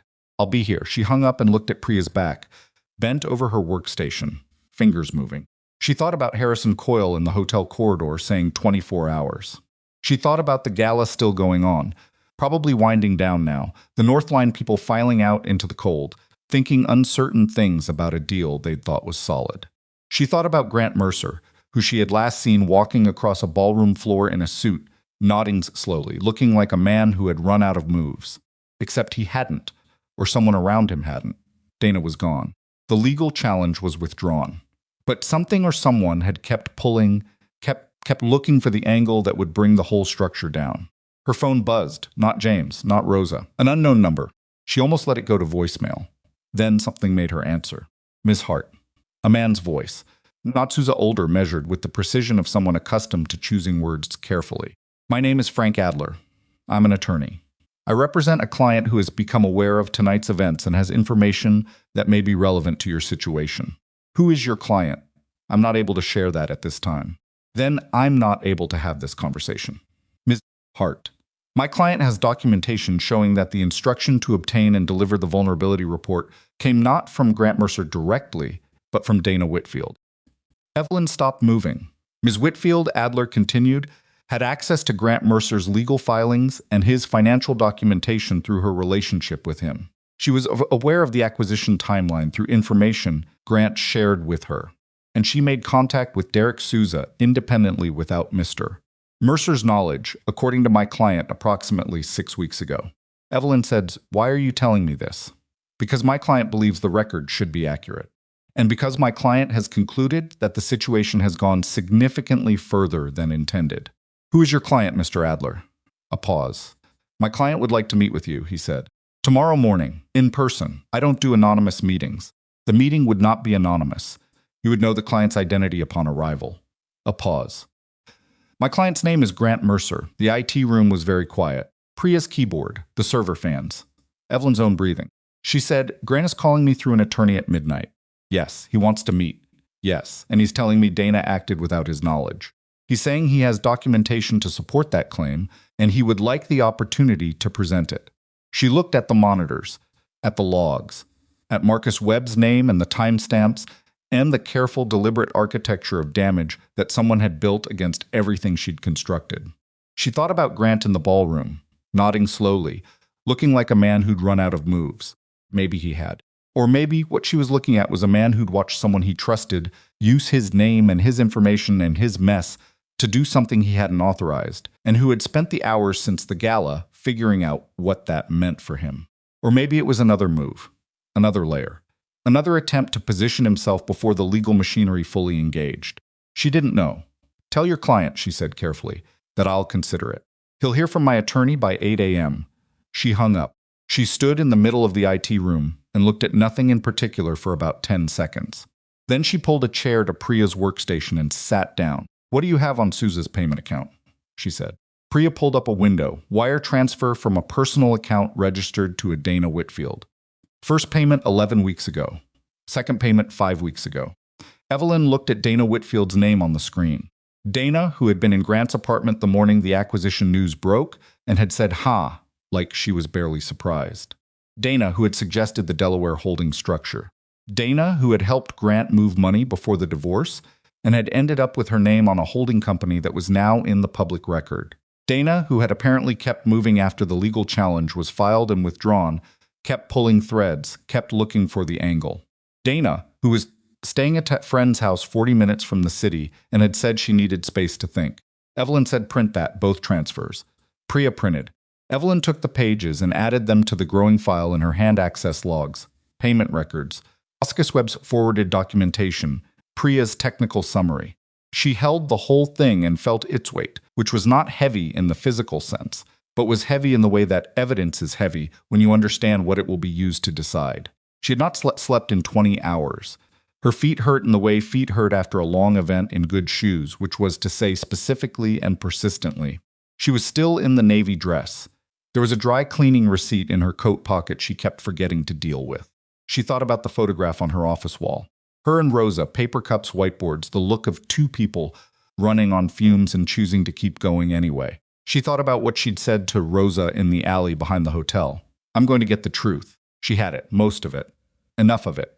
She called Rosa. Rosa answered immediately. You're still at the office. Yes, what'd he say? Marcus? He said enough. A pause. Rosa. The instruction to pull the Q3 report didn't come from Grant. Silence. Dana Whitfield paid Sousa directly. Her personal account, 2 transfers. Evelyn kept her voice steady. Grant's calling me through an attorney tonight. Says he has documentation proving he didn't know. Rosa said very quietly, do you believe him? Evelyn looked at the transfer records in her hand. She thought about Grant in that courtroom, not looking at her. She thought about his face in the ballroom tonight, the genuine, unperformed quality of his undoing. She thought about Warren Mercer and a steakhouse and a fork pointed in her direction and an old man saying, figure out what this is actually about.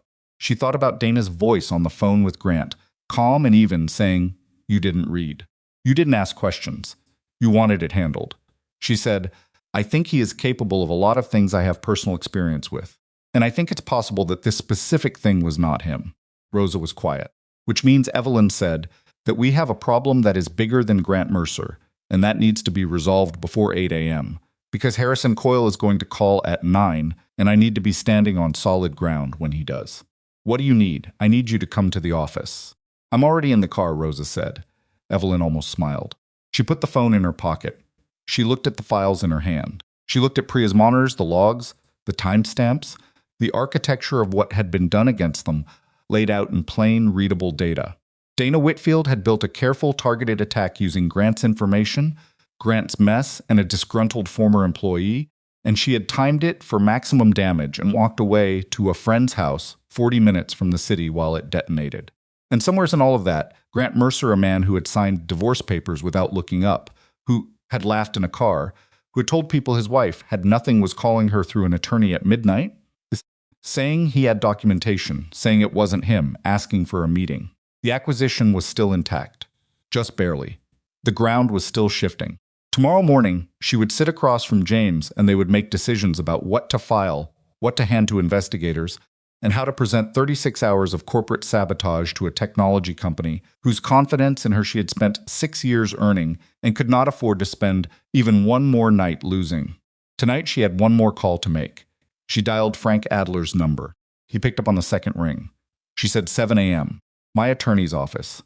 Your client brings everything he has, documentation, communications, anything connecting Dana Whitfield to the instruction chain. If he walks in with anything less than full disclosure, the meeting is over in 5 minutes and we proceed without him. Adler said, understood, he'll be there, she said. And Mr. Adler, yes. Tell your client that I am not doing this for him. I'm doing it because I want an accurate record. He should not mistake the meeting for anything warmer than that. A pause. I'll convey that. She hung up. The server fans hummed. Priya's keyboard moved in small, precise bursts. Outside the window, the city was doing what cities do at midnight, running quieter, running darker, running on the people who work when everyone else has gone home. Rosa's badge beeped in the lobby downstairs. Evelyn Hart put the files on the table, sat down, and got back to work. Part 5. James Falk's office was on the 19th floor of a building that had no personality whatsoever, gray carpeting, recessed lighting, the kind of waiting area that communicated competence without warmth.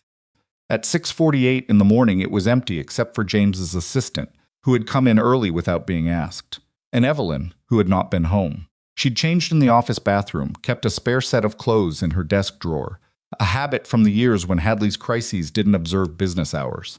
Dark pants, a white shirt, flat shoes. She'd washed her face and pulled her hair back and looked at herself in the mirror for exactly as long as it took to confirm she was presentable, which was not long. Rosa had left at 4. She'd wanted to stay, but Evelyn had made her go, because Rosa had a 7-year-old who woke early and a husband who worked nights, and there was no version of Rosa running on zero sleep that helped anyone.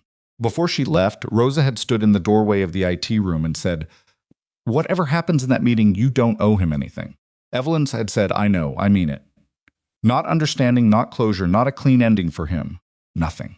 I know, Rosa. Rosa had looked at her for a moment with the particular expression she used when she thought Evelyn was being too measured for her own good. Then she'd left. Evelyn sat in James's waiting area and drank bad coffee from a machine in the corridor and read through the complete documentation package one more time, not because she didn't know it, but because she needed the facts arranged cleanly in her mind before Grant Mercer walked through the door and whatever he'd carried with him came into the room too. James arrived at 6:55. He took one look at her and said, "Did you sleep at all?" Some, she said, which was technically true if you counted the hours she'd spent with her head back in the office chair and called it sleep. He sat across from her with his own coffee and said, "Before they get here, walk me through what you want out of this." The truth about the instruction chain, whether Dana acted alone or whether Grant directed any part of it. And if it was Dana alone, then the record reflects that, meaning you don't pursue Grant on the sabotage, meaning I pursue whoever is actually responsible. If that's Dana, it's Dana. James looked at her. That's going to read as generous to some people. It's not generous, it's accurate. She set down the coffee.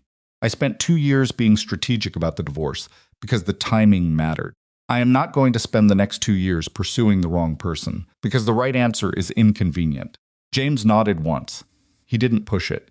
He'd worked with her long enough to know when she'd decided something. Frank Adler arrived at 7 on the exact minute.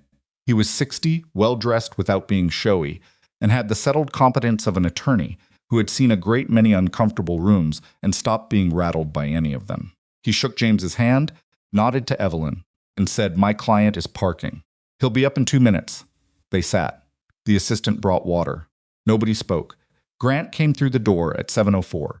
He looked like a man who also had not slept, which was one of the few things they had in common at this particular moment. The suit was right but worn with the slight imprecision of someone who'd put it on without paying attention. His jaw was carrying 2 days of growth. His eyes found Evelyn immediately and then moved away, to the table, to James, to the folder Frank Adler was opening. He sat down. The room was quiet for a moment. Then Grant said, "Thank you for coming." Evelyn said nothing. Frank Adler laid 3 documents on the table and pushed them toward James. "These are communications between Miss Whitfield and Derek Souza. Text messages, retrieved from my client's phone where Miss Whitfield used his device on 2 occasions, and from a secondary number registered to Ms. Whitfield. The chain begins 11 weeks ago." James pulled the documents close and began reading. Evelyn watched his face. Frank Adler continued. "The communications showed that Miss Whitfield identified Souza through information she obtained from my client's legal files specifically. Robert Haynes's notes from the background interview process. She contacted Souza independently. My client was not aware of these communications. When did he become aware?" James said, not looking up. 2 days ago, when he saw the news coverage of the gala and certain details in the reporting did not align with information he had. He conducted his own review of communications on shared devices and found the exchanges. James finished the first document. He moved to the second. Evelyn looked at Grant. Grant was looking at the table in front of him. His hands were flat on the surface, the same posture he'd had in our conference room the day the transfer documents landed, the day the scope of his situation had first become clear. There was something different about it now, though less of the rigid, managed quality of a man holding himself together. More of the stillness that comes after something has already broken and you're just in what's left. "Grant," Evelyn said. He looked up. "Tell me what she said to you." "When you found the messages," Frank Adler said. "Evelyn." "It's all right," Grant said. He looked at her. The distance between them, across the table, was maybe 4 feet, which was the closest they'd been since the courthouse hallway on the day the settlement was signed. "She didn't say much," he said. "I called her when I found them. She said she was trying to protect what we had, that the acquisition was going to. She said it wasn't right, what you'd done, how you'd structured things, that someone needed to do something." He stopped. "I asked her if she did it without telling me. She said I wouldn't have let her do it if she'd asked. Was she right?" A long pause. "I don't know," he said. "Probably. I don't know what I would have said 5 weeks ago." He looked at his hands. "I know what I'd say now." James had finished the documents. He aligned them on the table and looked at Frank Adler. "These are originals, certified copies. Originals have been preserved. We'll need to verify the metadata." "Of course. We'll cooperate fully with any technical verification." James made a note. Then he said to Evelyn quietly, It's consistent with what Priya found. The payment account is Dana's. The instruction chain runs through Souza, not through Grant's attorney or any of his formal representatives. Evelyn kept her eyes on Grant. Did you know about Marcus Webb? I don't know who Marcus Webb is, Grant said. He was an employee of mine. He reinstated Souza's server access. Grant's expression shifted slightly. She got to someone inside your company. She did. He absorbed that. Something moved through his face that was not satisfaction, nothing like satisfaction, but was the particular expression of a man recalibrating a person he thought he'd known. I didn't know, he said. I want to be clear that I know you have no reason to believe that, but I didn't. I know, Evelyn said. He looked at her. Something in his expression shifted, a small, involuntary movement, the kind you can't manage. You already knew, he said. The payment trail was Dana's. I knew last night. Then why he stopped? Why did you agree to this meeting? She thought about Rosa in the doorway saying, you don't owe him anything. She thought about James saying that's going to read as generous. She thought about Frank Adler calling at midnight and herself, standing in the IT room, with a file in her hands, deciding to answer. Because you called, she said, and because you didn't have to. You could have stayed quiet and let it run. The documentation I had would have gotten to the truth eventually, with or without you. But slower. He looked at the table again. I don't know if that makes me a good person or just a scared one. Probably both, she said. That's usually how it works. James said, we'll need a formal statement. Everything Grant can provide about Dana Whitfield's activities, the devices, the communications, any other relevant contacts. Our legal team will coordinate with Frank. Frank Adler said that's why we're here. The formal part of the meeting took another 90 minutes. James and Frank handled most of it, the methodical work of legal coordination, the specific language of cooperation agreements, the documentation of what would be handed to investigators, and how.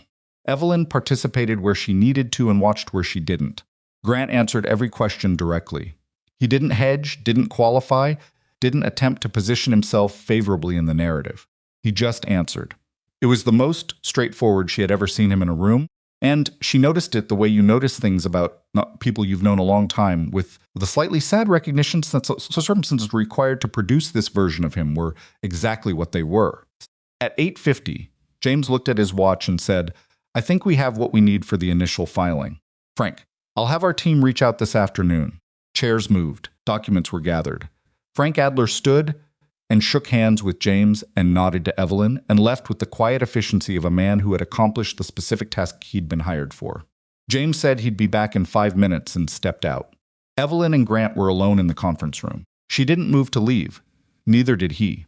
The silence wasn't uncomfortable in the way their silences had often been in the last years of the marriage, charged with everything being carefully not said. This was a different kind. The silence of aftermath. The house, Grant said finally. Robert says the asset review will require. I don't want the house, Evelyn said. He looked at her. I never wanted the house, she said. I let you keep it because fighting over it would have cost more than it was worth, and I had other things to protect. She looked at the table. Sell it or keep it. I don't need it. He was quiet for a moment. He stopped. What? I was going to say that's generous. But you'd probably tell me it's just practical. It's both, she said. He almost smiled. It didn't quite make it, but it came close, the ghost of the expression she'd first seen when he held a door open with his foot because his hands were full of coffee, 11 years ago, in a city they'd both been new to. She felt it, that ghost.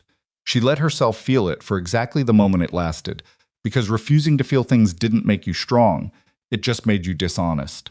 I told my father about the meeting, Grant said. He said to tell you he's sorry for his part in it. Warren didn't have a part in it. He said he could have said more earlier. A pause. I think he means he could have said more to me.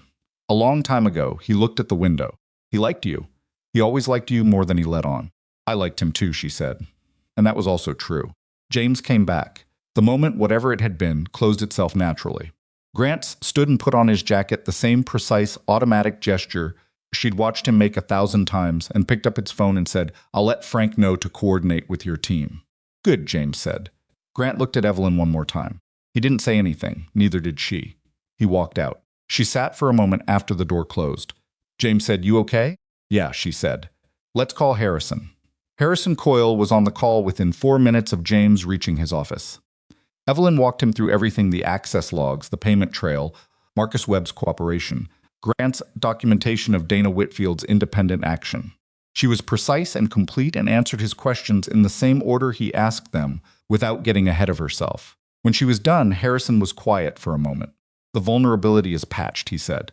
Not a question. Documented and disclosed in due diligence. I'll have Priya send your technical team the complete patch record and the due diligence filing cross-reference within the hour. And the individual who reinstated server access, cooperated fully, no longer with the company, the legal process will run its course. And the ex-husband has provided documentation that exculpates him from the sabotage specifically and is cooperating with the investigation into Ms. Whitfield. Harrison made the sound of a man processing a large amount of information. Then he said, Evelyn, I'm going to tell you something, okay? When I pulled you into that corridor last night, I was worried. Not just about the document, about whether I'd read you correctly. Whether the person I thought I was doing this deal with was the person actually sitting across the table. She waited. You could have managed this differently, he said. A lot of people would have managed it differently. Better PR, faster spin, less disclosure. That's not how I work. I know that now. I knew it at about 8 this morning when James's first call came in. A pause. The deal is solid, Evelyn. We're moving forward. I want that on record. She exhaled. Not dramatically, just a quiet, complete exhale, the kind that reaches the bottom of your lungs. Thank you, Harrison, she said. Thank you for picking up the phone at midnight. She almost laughed. That's the job. No, he said. That's character. The job is the easy part. He hung up. James looked at her across his desk. He said nothing, because he knew her well enough to know she didn't need him to say anything. She said, What's the timeline on the Dana Whitfield investigation? Investigators will want to move quickly. The payment records are clean. The text chain is documented. Interfering with a corporate acquisition is not a small thing. No, Evelyn said. It's not. She's going to need a very good lawyer. Evelyn thought about Dana in Grant's passenger seat on the day of the divorce, thought about her saying "huh" at the acquisition news, thought about the even, professional voice on the phone saying you didn't read, you didn't ask questions. She thought about the particular intelligence it took to set up what Dana had set up, the Delaware company, the Sousa contact, the server access, the timing of the document drop. That intelligence was real. It had just been aimed at the wrong thing, for the wrong reasons, in a way that was going to cost her significantly. Evelyn didn't feel satisfaction about that. She didn't feel much of anything about Dana Whitfield, except a tired kind of clarity. Make sure the investigators have everything they need from us, she said. Of course. She stood up, she picked up her coat. She looked at the window, at the city coming fully awake in the morning light, the way it did regardless traffic and construction and people moving through their own private urgencies, oblivious to all the decisions being made in conference rooms above them. James, she said, yes, thank you, for all of it. From the beginning, he looked at her in the way of someone who is not accustomed to being thanked directly and isn't sure what to do with it. That's what you pay me for, he said. That's what I pay you for, she agreed. The rest of it is just who you are. She left. The acquisition closed formally 6 weeks later, on a Tuesday, with no ceremony, a wire transfer, a signed agreement, a brief call between legal teams confirming completion. Evelyn was in the Hadley office when it happened, in a regular staff meeting about the integration roadmap, and David Okafor sent a message to her phone that said only, done. She read it, set the phone face down, and kept listening to what her integration lead was saying about data migration timelines, because the work didn't pause for milestones, and she'd learned years ago that the moments you thought would feel large often just felt like the next thing.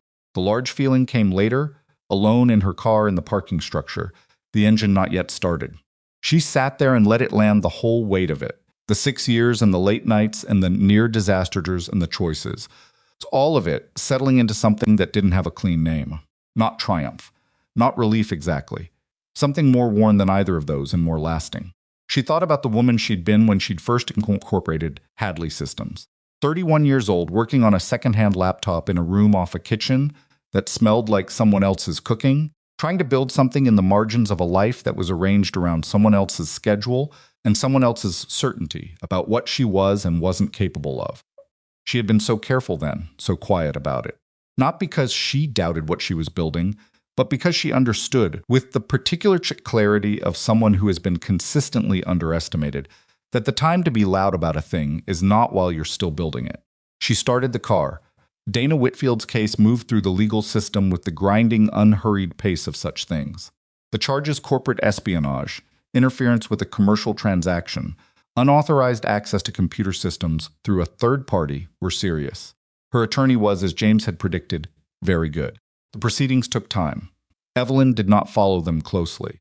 She gave her statement to investigators, handed over the documentation James had prepared, and answered the specific questions she was asked. She did not attend hearings. She did not speak to journalists about it. When reporters asked for comment, her communications team said the matter was in the hands of the appropriate authorities and left it there. Marcus Webb cooperated fully and faced civil liability. He lost his position, his professional standing, and a significant portion of what he'd been paid for his cooperation with Sousa. Whether he also lost the thing that had made him stay in the building for 4 years and believe he was part of something, Evelyn couldn't know that. And she found she didn't spend much time trying to. Derek Sousa disappeared into whatever life people disappear into when a scheme unravels. His name appeared in the investigation filings and then receded. Grant sold the house in March. He moved to a smaller apartment, not dramatically smaller, just appropriately sized for one person who had stopped needing the space to signal something. He called Evelyn once through Frank Adler to confirm the asset correction James had negotiated was acceptable. It was. She signed the agreement and sent it back the same day. She did not hear from him again for several months. When she did, it was not through attorneys.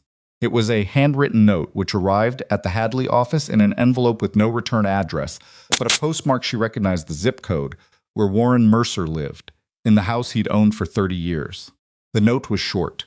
Grant's handwriting, which she'd always found slightly difficult to read, slightly cramped in the way of someone who'd been told to hold a pen properly and never quite internalized it.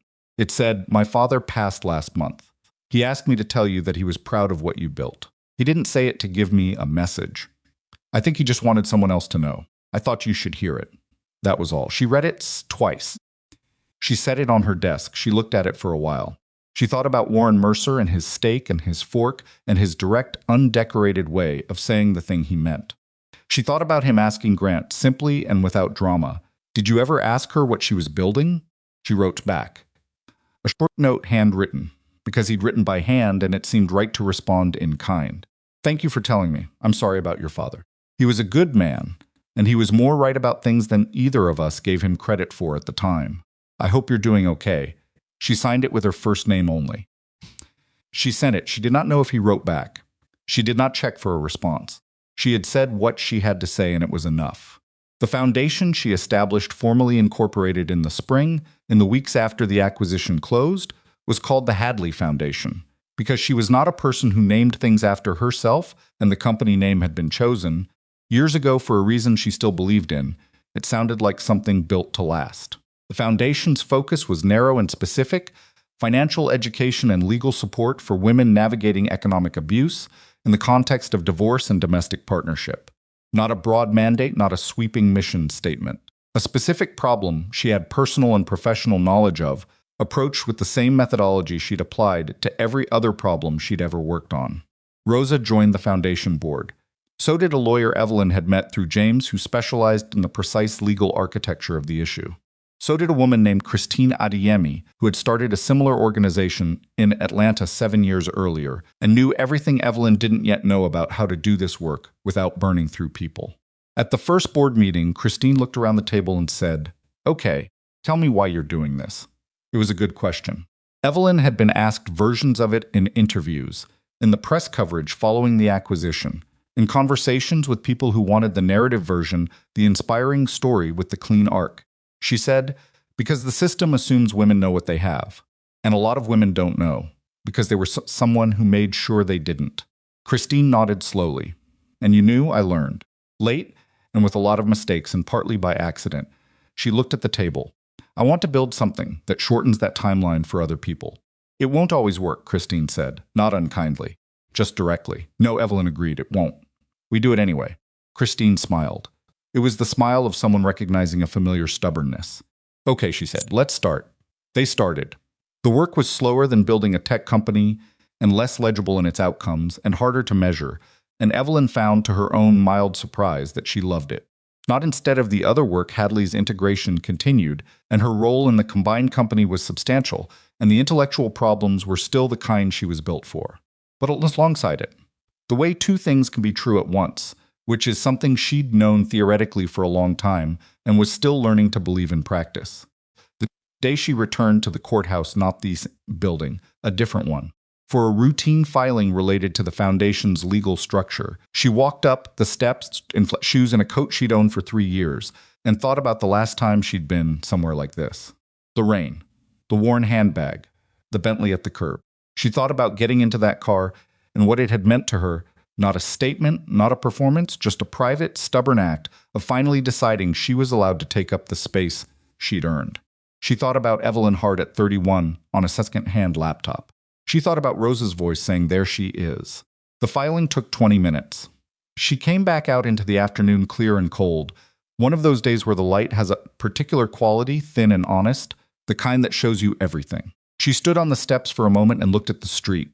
No car waiting. She'd taken the subway because it was faster from her neighborhood, and she'd had calls to make on the way. She walked down the steps. Her phone rang. Rosa. "The first cohort applications are in," Rosa said. 37 women in the first week. "How many did we plan for?" 20, so we scale the intake process. Obviously, Rosa said, "I'm already on it. I just thought you'd want to know." Evelyn walked along the sidewalk, the city moving around her in all directions, unhurried and indifferent and entirely alive. "Yeah," she said. "I did want to know. 37 women," Rosa said quietly, with something in her voice that wasn't sentiment exactly, but was in the neighborhood of it. Week 1, Evelyn stopped at a corner and waited for the light. She thought about 37 women she hadn't met yet, sitting with a problem she understood from the inside, trying to figure out what they had and what they were owed and what it would cost them to find out. She thought, you do it anyway. The light changed. She crossed the street. The subway platform was loud in the way. Platforms always are at mid-afternoon, not the crush of rush hour but not quiet either. A steady, indifferent noise of people in transit between one part of their lives and another. Evelyn stood near the edge and watched the tunnel and thought about 37 women and what it meant to be the first group of anything. She'd been the first in a lot of rooms. First woman founder in 3 pitch meetings she could remember offhand. First person in her family to run a company. First, apparently, among Grant's acquaintances to build something worth $1 billion, which still struck her as a strange metric but was the one the world had chosen. Being first didn't feel like anything particular. It mostly just felt like being the person who showed up early and had to figure out where the chairs were. The train came. She got on. She found a seat by the window and watched the tunnel walls move past in the dark. Her phone had 17 unread messages. She read through them in order: Rosa's intake coordinator, James with a routine legal update, the Northline integration lead about a data migration flag, 2 journalists she would not be responding to, a text from an unknown number that turned out to be Christine Ademi sending a link to a research paper on financial abuse patterns in long-term partnerships. She read the research paper for 4 stops. It was good work.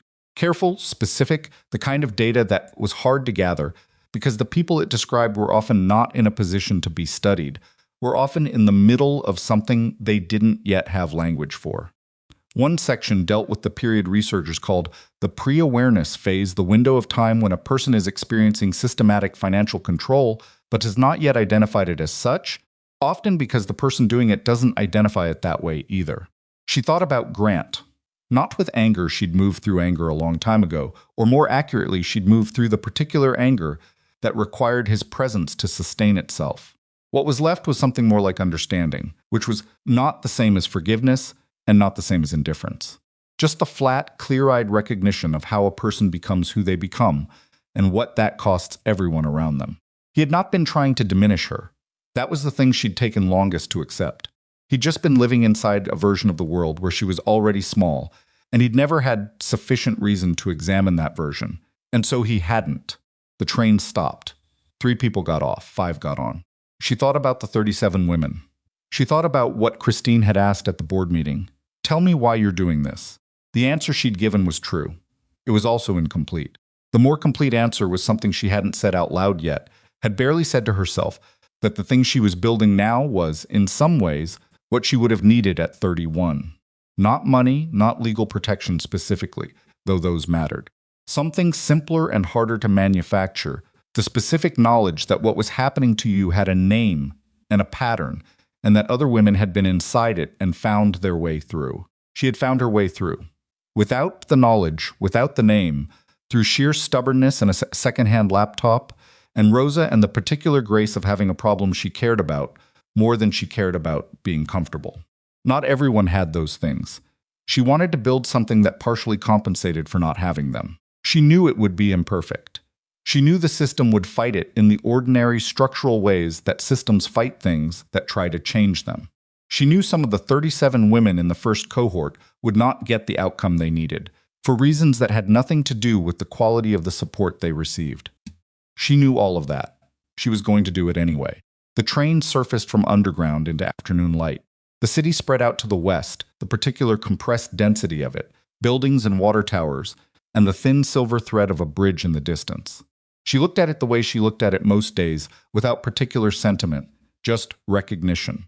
Hers in the way cities are yours when you've lived in them long enough to know their bad moods as well as their good ones. She'd almost left once. Year 4 of the marriage, when a company in Seattle had offered her a consulting contract that would have required relocation. She'd turned it down without telling Grant she'd been offered it, and she'd told herself it was because the timing wasn't right for the marriage. But the truth, which she understood now, was that Hadley Systems was here and she was not going to leave it.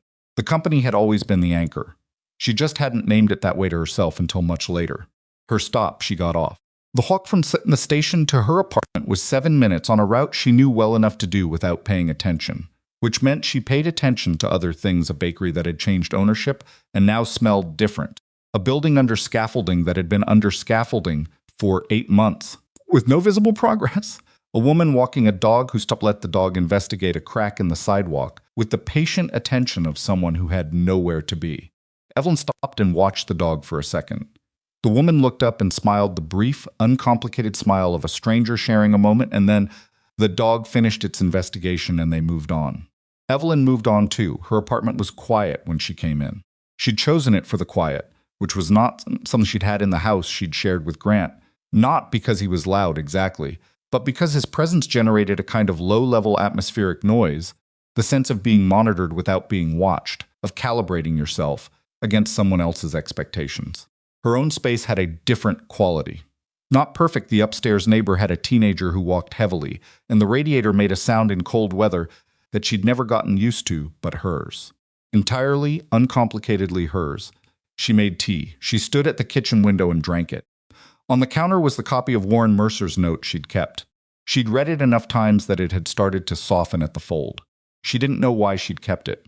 Some instinct about things that deserved to be kept. He was proud of what you built. She looked at the note for a moment. She thought about Warren at the steakhouse, cutting his steak, taking his time. She thought about him saying she worked in the plain, declarative way of someone reporting a simple fact about the world. She put down the tea. She went to her desk and opened her laptop and pulled up the Foundation's intake system, which Christine's team had built, and which was clean and functional in the way of things built by people who understood the problem. 37 applications. She opened the first one. She read it, then the second, then the third. They were not dramatic documents, most of them. They were forms filled out by people who had learned, through some combination of necessity and courage, to describe their situations in plain language. Financial accounts they couldn't access. Business interests they hadn't known about. Debt incurred in their names without their knowledge. Property transferred before divorce proceedings they hadn't seen coming. The language was careful, often.